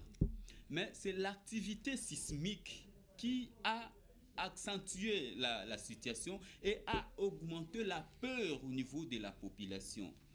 Et c'est en analysant l'évolution des tremblements de terre qu'on a fait maintenant des simulations ou des modélisations pour dire que non, à l'allure où vont les choses, si les tremblements de terre continuent, c'est-à-dire les fissures vont s'ouvrir et vont permettre le magma qui sont en intrusion sous la ville de Goma, peuvent aussi facilement sortir en pleine ville de Goma. Alors, on s'est référé évidemment par rapport aux couleurs de lave de 2000 des anciens pour demander à tous ces différents quartiers-là qu'on les a demandé de dégager, parce qu'on sait l'orientation par rapport aux fissures qui sont déjà visibles. Et probablement, si l'activité sismique continue en intensité, ces zones ici pourront facilement être affectées par les magmas. Maintenant, comme l'activité sismique a semble-t-il baissé? Oui, hier, j'ai eu l'information, les nombres de tremblements de terre ont baissé, mais évidemment, hier, on a encore ressenti 2 autres tremblements de terre de magnitude 4.1 et 4. Alors, ces tremblements de terre n'ont pas eu lieu dans Goma, mais c'est plutôt au niveau des lacs. Alors, l'intensité de ces tremblements de terre sont grandes parce que ce sont des tremblements de terre qui sont superficiels. évidemment, c'est ce qui pouvait continuer à faire peur à la population et même aux scientifiques, parce que la crainte, c'est que l'activité sismique qui augmente pourrait ouvrir le fissure et occasionner une autre éruption dans la ville. Alors on s'est dit, si l'allure se maintenait comme ça aujourd'hui et demain par rapport à l'ampleur des tremblements de terre, on pouvait espérer que non, la situation va redevenir à la normale. Mais si dire à la normale, c'est encore nous amener dans la distraction qu'on a eue après les tremblements de terre de 2002. Il faut se dire que la situation ne sera jamais normale à Goma aussi longtemps que Nyiragongo sera là et sera actif. Les problèmes, c'est de prendre des mesures à l'avance d'atténuation, des mesures à l'avance, des planifications, d'évacuation, de gestion des catastrophes, de gestion des contingences. Toutes ces mesures-là, des réponses, ce sont des choses qui doivent être faites à l'avance, pas à la volée, pas au lendemain des catastrophes. C'est ce qui amène la population dans cette situation de débandade. Parce qu'il n'y a rien qui est planifié à l'avance. Les chercheurs peuvent avoir leurs responsabilités, mais les autorités, par rapport à toutes les structures qui sont destinées à chacun à jouer son rôle pour la prise en charge des catastrophes, des sinistrés, ces structures-là devaient normalement s'activer juste après cette activité éruptive qui vient de se passer. Donc pour vous, le problème n'est pas qu'aux scientifiques de Goma, mais plutôt aux autorités. Donc. Non, les autorités, nos autorités, s'il faut le dire, il faudrait qu'ils comprennent qu'ils ont une grande part de responsabilités. Parce que ce n'est pas les chercheurs qui doivent venir dire à la population quitter ici et aller là-bas. Parce que quand on dit aux gens de quitter ici, aller là-bas, on doit s'assurer qu'on a tout préparé là où la population va aller. C'est-à-dire on a prévu le minimum, couverture, matelas, les infrastructures sanitaires, tout est prévu et on va amener les populations dans de bonnes conditions. Même quand les militaires, comme venait de le dire le maître, toutes les institutions ou les structures qui doivent être impliquées dans la gestion des crises doivent normalement subir des recyclages, des formations et en réalité dans notre pays on appelle ça des simulations. On fait comme s'il y a une catastrophe qui se crée et chaque partie est en train de voir comment il va se comporter quand il y aura réellement problème. Mais ce sont des choses qui ne se sont jamais passées et voilà ce qui nous amène aujourd'hui à...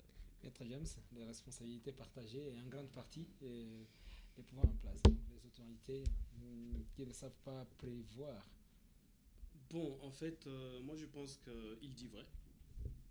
Mais c'est depuis 2002 qu'il y a eu volcan, l'éruption qui a fait des terribles ravages à Goma.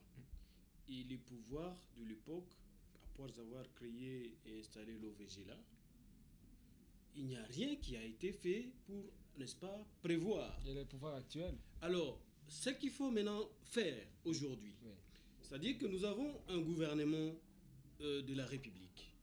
Et nous venons de récolter les conséquences de ces défauts de planification depuis de plusieurs années.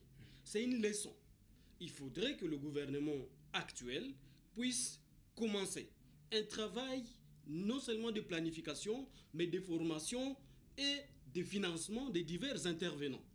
D'ailleurs, j'aurais même souhaité, comme il est dit, qu'il y ait régulièrement des séances de simulation d'éruptions volcaniques. Effectivement, ça se passe dans d'autres pays. Pour qu'on sache que chaque service, il est prêt à intervenir à tout moment. C'est-à-dire qu'on ne voudrait pas qu'à l'avenir, on soit comme des gens qui sont surpris et qui cherchent des solutions à la volée. Non, c'est-à-dire que dès que les scientifiques alertent, il faudrait que les intervenants dans cette chaîne soient à mesure, chacun en ce qui le concerne, de prendre les dispositions nécessaires. Je ne sais pas qu'est-ce que l'autorité budgétaire de la République, c'est-à-dire l'Assemblée nationale, prévoit pour la recherche scientifique comme financement. Je ne sais pas. Si vous prenez la ligne budgétaire allouée à la recherche scientifique, en tout cas, je ne sais pas quelle en est la hauteur. Mais moi, je pense qu'avec ça, il faut revoir les choses dans le sens d'avance. Et je vous assure que le chef de l'État est sur cette lancée-là. C'est-à-dire qu'il a reçu les membres de la délégation gouvernementale qui était à Goma. Et c'est sûr qu'ils lui ont fait, n'est-ce pas, la situation.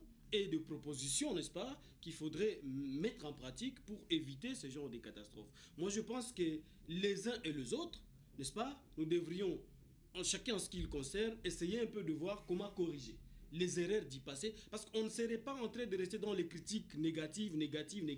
C'est-à-dire que chacun de nous, il est temps de prendre conscience, c'est dire, on ne gère pas un pays par improvisation, mais plutôt par planification. Qu'on planifie. Les zones qui sont à haut risque sont connues, que déjà des dispositions soient prises, et c'est pour cela que le gouvernement de la République est là. Et nous pensons que sous le leadership du chef de l'État, dans les jours à venir, les choses seront corrigées, qu'on soit à mesure au sein de l'armée de trouver des unités spécialisées, au sein de la santé publique, du ministère de la Santé publique, connaît des gens, ce qu'on appelle les urgentistes et tous ces gens qui sont... Mais ce ne sont que des promesses. Les attention, et des matériels. Vous voyez par exemple, quand notre ami parle des motards qui vont prendre les informations sur l'éruption volcanique en 2002, mais c'est quand même grave que le motard vienne alerter la population là où il y a toutes les institutions de la République. C'est-à-dire qu'on aurait quand même un observateur qui soit même à mesure de survoler les cratères, au moins. Donc, moi, je pense que les chefs de l'État, sous son impulsion, je pense que dans les jours à venir, on est en train de corriger ces défaillances qui ont fait des victimes à Goma depuis des années maintenant. Donc, moi, je pense qu'il faut que les gens s'apaisent, qu'on s'unisse ensemble et qu'on soit réceptif aux recommandations. C'est ça ce qui est important. Lorsqu'on vous fait des recommandations, des scientifiques vous font des recommandations, il faut être réceptif et agir en conséquence. Merci. Voilà ce que je voulais dire à ce sujet. Merci bien. Toujours des promesses et des promesses. Donc, dans les jours à venir, c'est une expérience et tout qu'on sort. Pourquoi ne pas prévenir hier? Des responsabilités qui sont donc partagées et demain après demain il faut tirer des conséquences. Est-ce qu'on peut prévenir des catastrophes, cher Didier? Et comment gérer des catastrophes, des risques aujourd'hui et prévenir aussi les risques aujourd'hui et pour demain? On peut prévenir les risques et je mets à votre information que le nouveau directeur de l'OVG est un titulaire d'une thèse en gestion et prévention des catastrophes naturelles. Monsieur Adalbert. Des diplômes, il y en a. Oui, c'est ce que je vous dis, c'est-à-dire que c'est quelqu'un qui est à sa place comme directeur général de l'OVG, quelqu'un qui est titulaire d'une thèse en gestion et prévention des catastrophes naturelles. Monsieur Adalbert, que je connais bien, que je salue en passant. Mais comme vous venez de le dire, avoir les diplômes, c'est bien. Mais les appliquer, c'est ça d'ailleurs ce qu'on appelle un diplôme utilitaire. Vous avez un diplôme, mais en quoi est-ce que ce diplôme aide? Mais je voudrais revenir également, parce que j'ai beaucoup décortiqué le point de presse du président de la République à la réponse à une question de l'un de vos confrères de la RFI, Patient Ligodi, qui a posé la question sur l'actuel état des laves, des magmas à l'intérieur du volcan. Le chef de l'État a donné une réponse que tout le monde est en train de lire sur les réseaux sociaux. Voilà, et les laves ont baissé, il n'y a plus de lave dans les cratères. C'est fou. Et comment c'est un volcan, ça lave à l'intérieur, ou sans magma du moins, à l'intérieur. Et c'est ça la dangerosité qui peut risquer de mettre vraiment à feu toute la ville de Goma.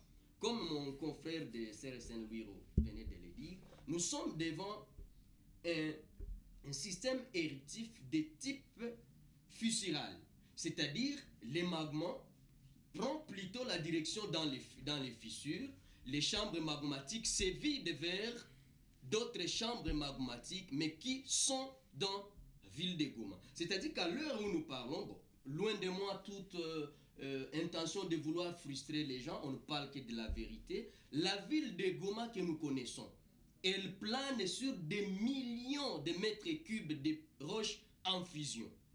Et c'est ça même qui explique en partie ou en tout les mouvements de séisme que nous ressentons jusque déjà vers le magnétide 6. Je crois on est arrivé le collègue pourra toujours nous éclairer, mais on a avoisiné magnétide 6. Et je crois que vous l'avez vu à Goma, au niveau de l'hôpital général de référence de Goma.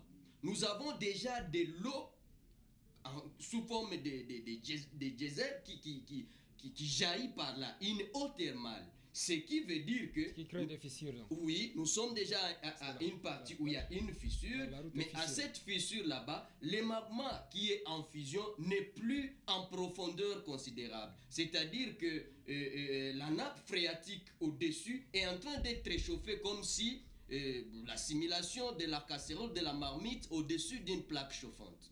Ça veut dire que le problème est là. Il est connu et que les gens ne fassent pas semblant, que les gens ne disent pas, voilà, les gens peuvent rentrer et la situation est en train de se calmer. C'est ça la prière pour nous tous, que la situation se calme. Mais, comment on a organisé les plans de contingence? Parce que c'est ça.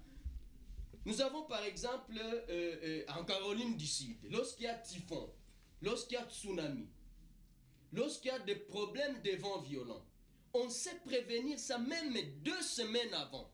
On dit voilà, la population de telle contrée pourra prendre telle direction et on ne pourra utiliser qu'autant. Et on va faire recours aux moyens de transport souterrain, aux moyens de transport aérien, téléphérique et même routier. Mais moi j'ai été surpris et scandalisé même de voir que le gouverneur de province, qui est du moins militaire, qui dit voilà, la population doit évacuer. Mais on n'a aucun seul bus du gouvernement. Et d'ailleurs, les premiers morts qu'on a enregistrés, les 5 premiers morts qu'on a enregistrés, c'était dû au cas d'accident.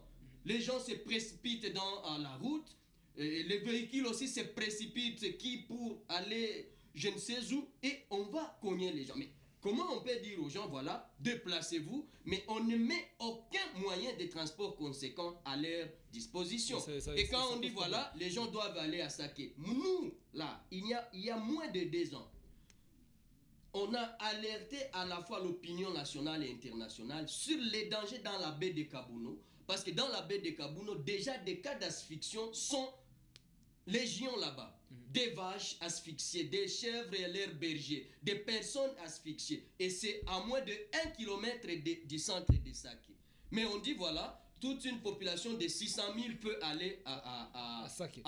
Ce qui n'est pas sur les plans de contingence et sur les plans de précaution en cas de gestion des risques naturels, ce qui n'est pas vraiment croyable. Selon vous, il devrait aller où? Nous avons... Pas à Saké parce qu'il y a la baie de Kabouno qui est là. Je crois qu'au sortir d'ici, je vais vous partager les documents que nous avons produits avec toutes les différentes propositions. On a dit, la ville de Goma, tant qu'elle sera toujours voisine du volcan Nyiragongo, bon, le danger sera toujours là, il sera toujours permanent. Mais on a donné des propositions. On a dit, on pouvait délocaliser la ville de Goma vers l'extension ouest, et on a cité beaucoup plus les côtés de Massissi et même du côté de Rutshuru, parce que si Goma est en danger, et si le volcan est toujours là, et si nous savons qu'on ne peut pas faire taire les volcans, parce que c'est ça, on peut prévenir, le volcan va arriver dans 1 semaine.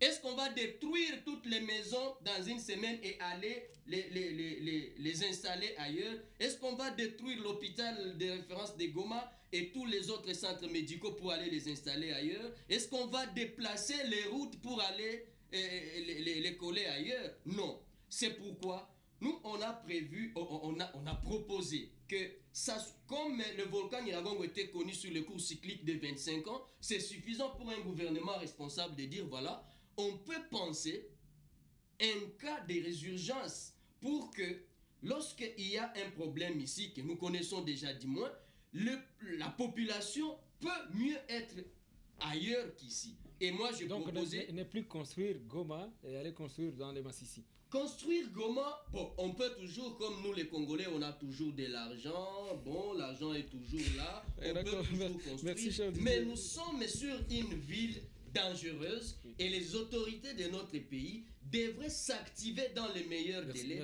pour parer aux problèmes qui sont du moins, en tout cas, égaux à l'existence de la ville. Merci Didier. Mais une petite parenthèse, il y en a certains déplacés des Goma ici à Bukavu qui sont en train de retourner.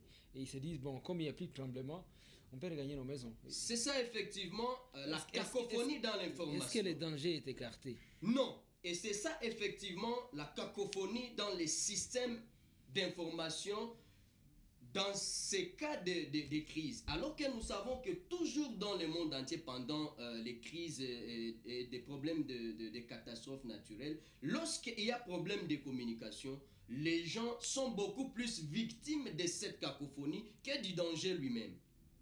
L'OVG n'a jusque-là pas dit que non, nous sommes hors du danger, que le danger est écarté. Non, on n'a pas encore dit ça. Le gouverneur qui a ordonné l'évacuation de sa population ne l'a pas encore appelé.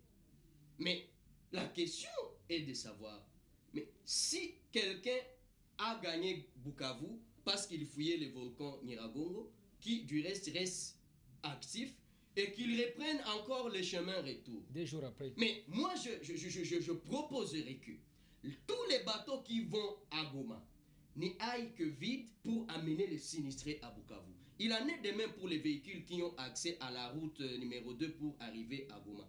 Parce que si les gens vont continuer à arriver à Goma, alors que le danger est encore imminent et que les choses surprennent la population, bon, c'est cette même population encore qui va jeter les pierres sur les gouvernants. Merci. Ils vont dire, mais pourquoi vous avez accepté de rentrer sur une ville qui est encore en ébullition? Merci. Les autorités doivent être proactives. Merci Didier. Maître Célestin, c'est certainement que vous l'avez suivi. Certains compatriotes, les Goma, ils ont passé 2 jours à Bukavu et puis ils se disent la vie est difficile ici, on va rentrer. Comme il n'y a plus de tremblement là-bas, on commence à rentrer. Bon, en fait, c'est très dangereux pour eux. Parce que c'est facile même de suivre la situation à Goma, tout en état à Mushaki, tout en état à Bihambo et tout en état à Katale. C'est facile de suivre la situation de Goma, tout en état à Minova, tout en état à Kalungu. Ça, il y a beaucoup d'espace là où quand même les gens peuvent se retrouver et en train de suivre la situation à la loupe. C'est facile même de suivre la situation de Goma, tout en état ici à Bukavu, parce que Bukavu et Goma, c'est devenu une question d'air.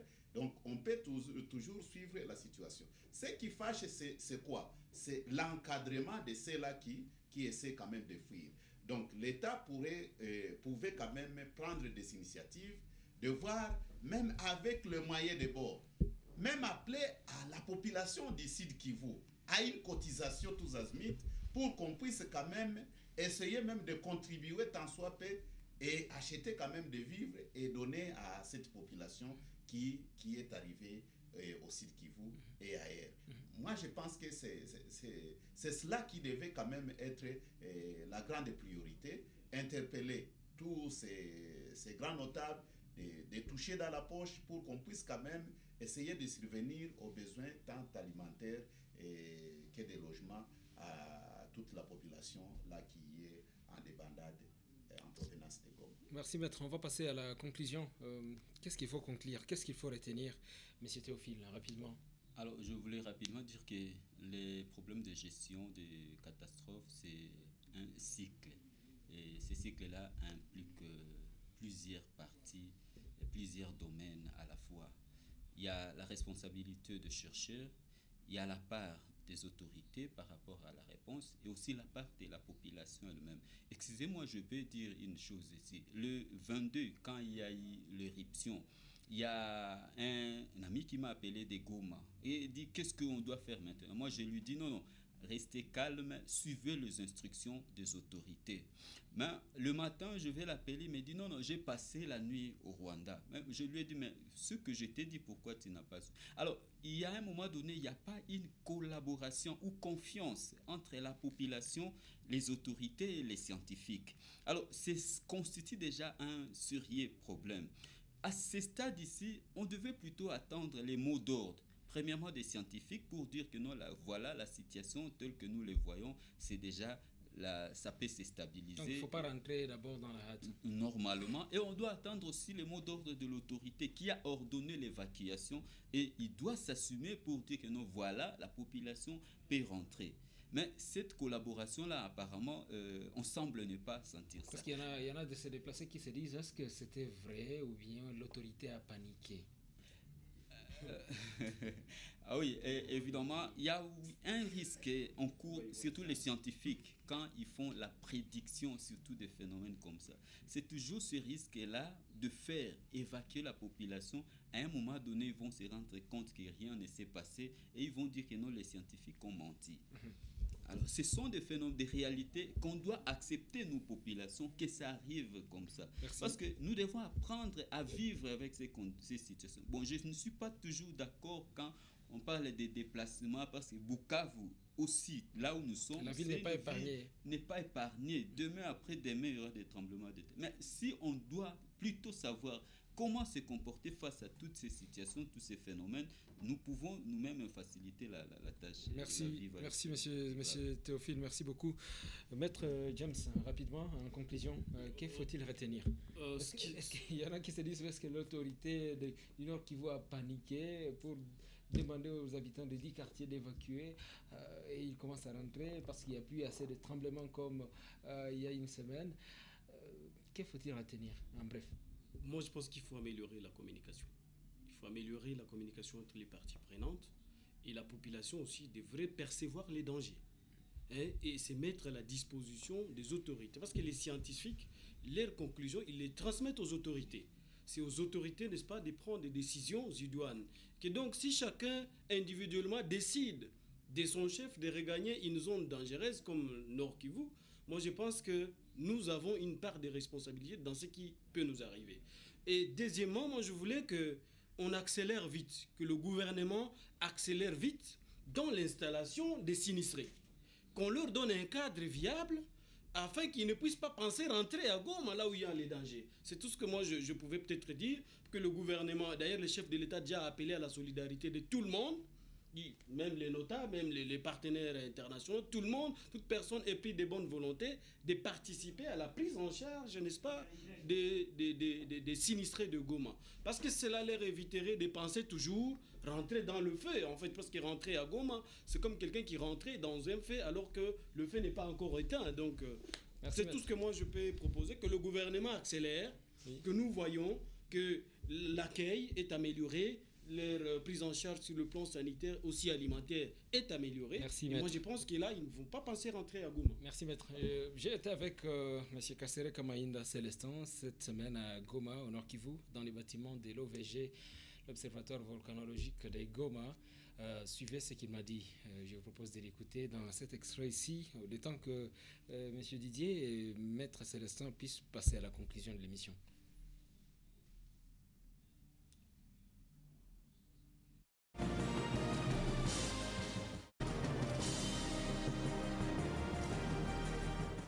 Scientifique. Il y a eu beaucoup de tremblements de terre hier, lundi. C'était beaucoup, c'était de l'ordre de 119, ce qu'on a ressenti.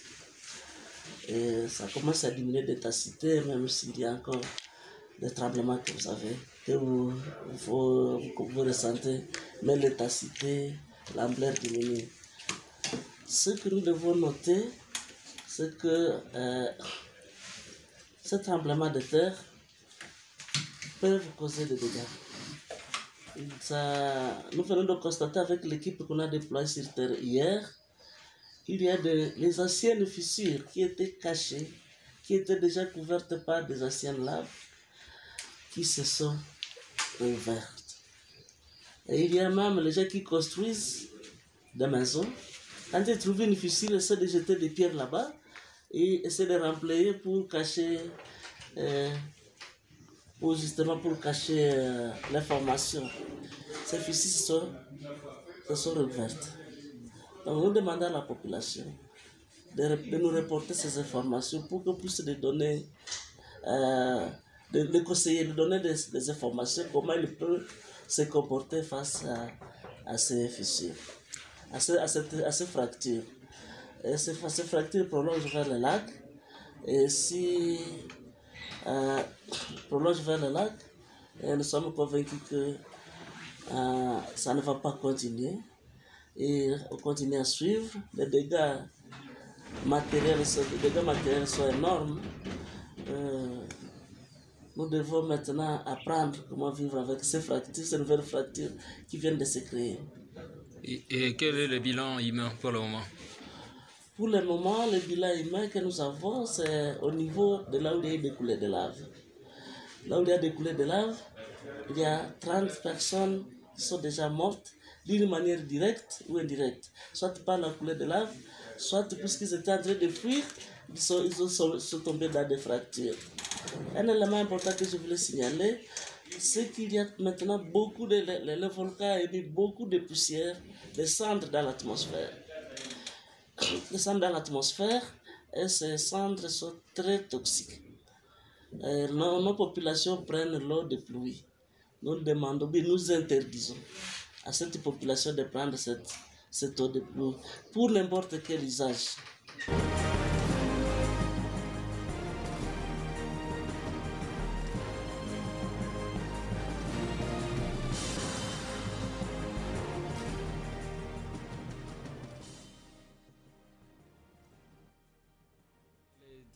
Scientifique de l'OVG, l'Observatoire volcanologique de Goma, Kasereka Mainda Célestin, et qui a appelé donc les habitants de Goma à la prudence. Certains habitants, et plusieurs d'ailleurs, de Goma, surtout dans les zones où il y a écoulé des laves, qui s'inquiètent pour le moment de la présence des gaz dans certains endroits. Ils s'inquiétaient déjà quelques temps après l'éruption du Nyiragongo. Alors, ok, faut-il conclure? C'était à vous le tour, Richard Didier. Merci beaucoup. Je voudrais appeler également nos confrères, nos compatriotes de Goma, d'être concernés par leur propre protection. Parce que c'est ça aussi dans la protection civile. Il faut que le peuple qui doit être protégé se protège aussi lui-même. Parce que rester à Goma pour le moment, bien que le danger d'explosion magmatique n'est pas vécu tout de suite, mais déjà l'exposition à l'inhalation des gaz toxiques comme le monoxyde de carbone, les dioxydes de carbone, les dioxydes de soufre, c'est déjà un danger également et ça peut tuer avant même que l'éruption volcanique n'arrive. Et je voudrais rappeler également qu'il existe, je pense, un projet de loi portant protection et assistance aux déplacés internes. Je crois que le maître va me dire que si ça, on a déjà adopté ça comme loi. Et dans ces projets ici, il est reconnu un certain nombre, n'est-ce pas, d'avantages et d'assistance aux personnes déplacées.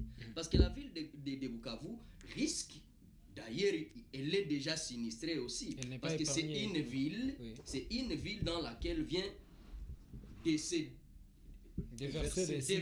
une autre ville. Oui. Le coût de vie devient de plus en plus exorbitant. La capacité des familles d'accueil, malgré leur bonne volonté, ça devient une charge. Et malheureusement, nous sommes avec les gens qui n'ont pas un beau cœur. Quand vous allez déjà au marché, 1 kilo de sucre qui était à 1000 francs est déjà à 2000 francs, comme qui dirait que le sucre aussi venait de Goma. Donc, ça devient plus compliqué pour les produits que nous connaissons qui venaient de Goma. Et pour chuter, je voudrais supplier à mes frères de Goma, ceux qui sont encore là, de ne pas s'exposer au danger, parce qu'il n'y a qu'un idiot qui attend les malheurs sur sa porte. Et je voudrais supplier nos autorités, tant nationales que provinciales, à comprendre que nous sommes dans un état d'urgence. Merci. Ça veut dire ? État d'urgence, ça veut dire que nous sommes dans une période où l'État doit se faire sentir pour la protection de ces peuples, pour la protection de ces fils et filles qui sont aujourd'hui ceux de Bukavu et ceux de Goma. Merci, cher Didier. Maître Célestin, rapidement, quelle conclusion ? Oui, ok, la population de Goma, les sinistrés, doivent savoir que le danger est toujours permanent. Ça qui n'est pas vraiment à l'abri, parce que l'éruption de 1970 avait même coupé le lac Kivu-Andé. Quand vous arrivez à Saké, vous allez le constater. Il y a une rivière. Si vous essayez de vérifier dans l'histoire, cette rivière n'existait pas à Saké. C'est du fruit de l'éruption volcanique. Donc, là, on parlait de la baie de Kabouna. Oui, ça a été créé, oui. Oui, ça c'est le résultat de la rivière Mubambiro. Oui, Mubambiro. En tout cas, Sake n'est pas un endroit vraiment approprié, là où on peut quand même se cacher ou être à l'abri. Nous disons aussi que le pouvoir en place doit faire un effort pour améliorer la route Massissi-Bukavu. Parce que c'est facile maintenant d'acheminer les cultures vivrières à partir de Massissi pour les acheminer ici à Bukavu. Cela pouvait aussi faire diminuer le prix des denrées alimentaires. En tout cas, c'est tout ce que je peux quand même. Merci bien. Maître Célestin, vous êtes de l'INC, actualité oblige.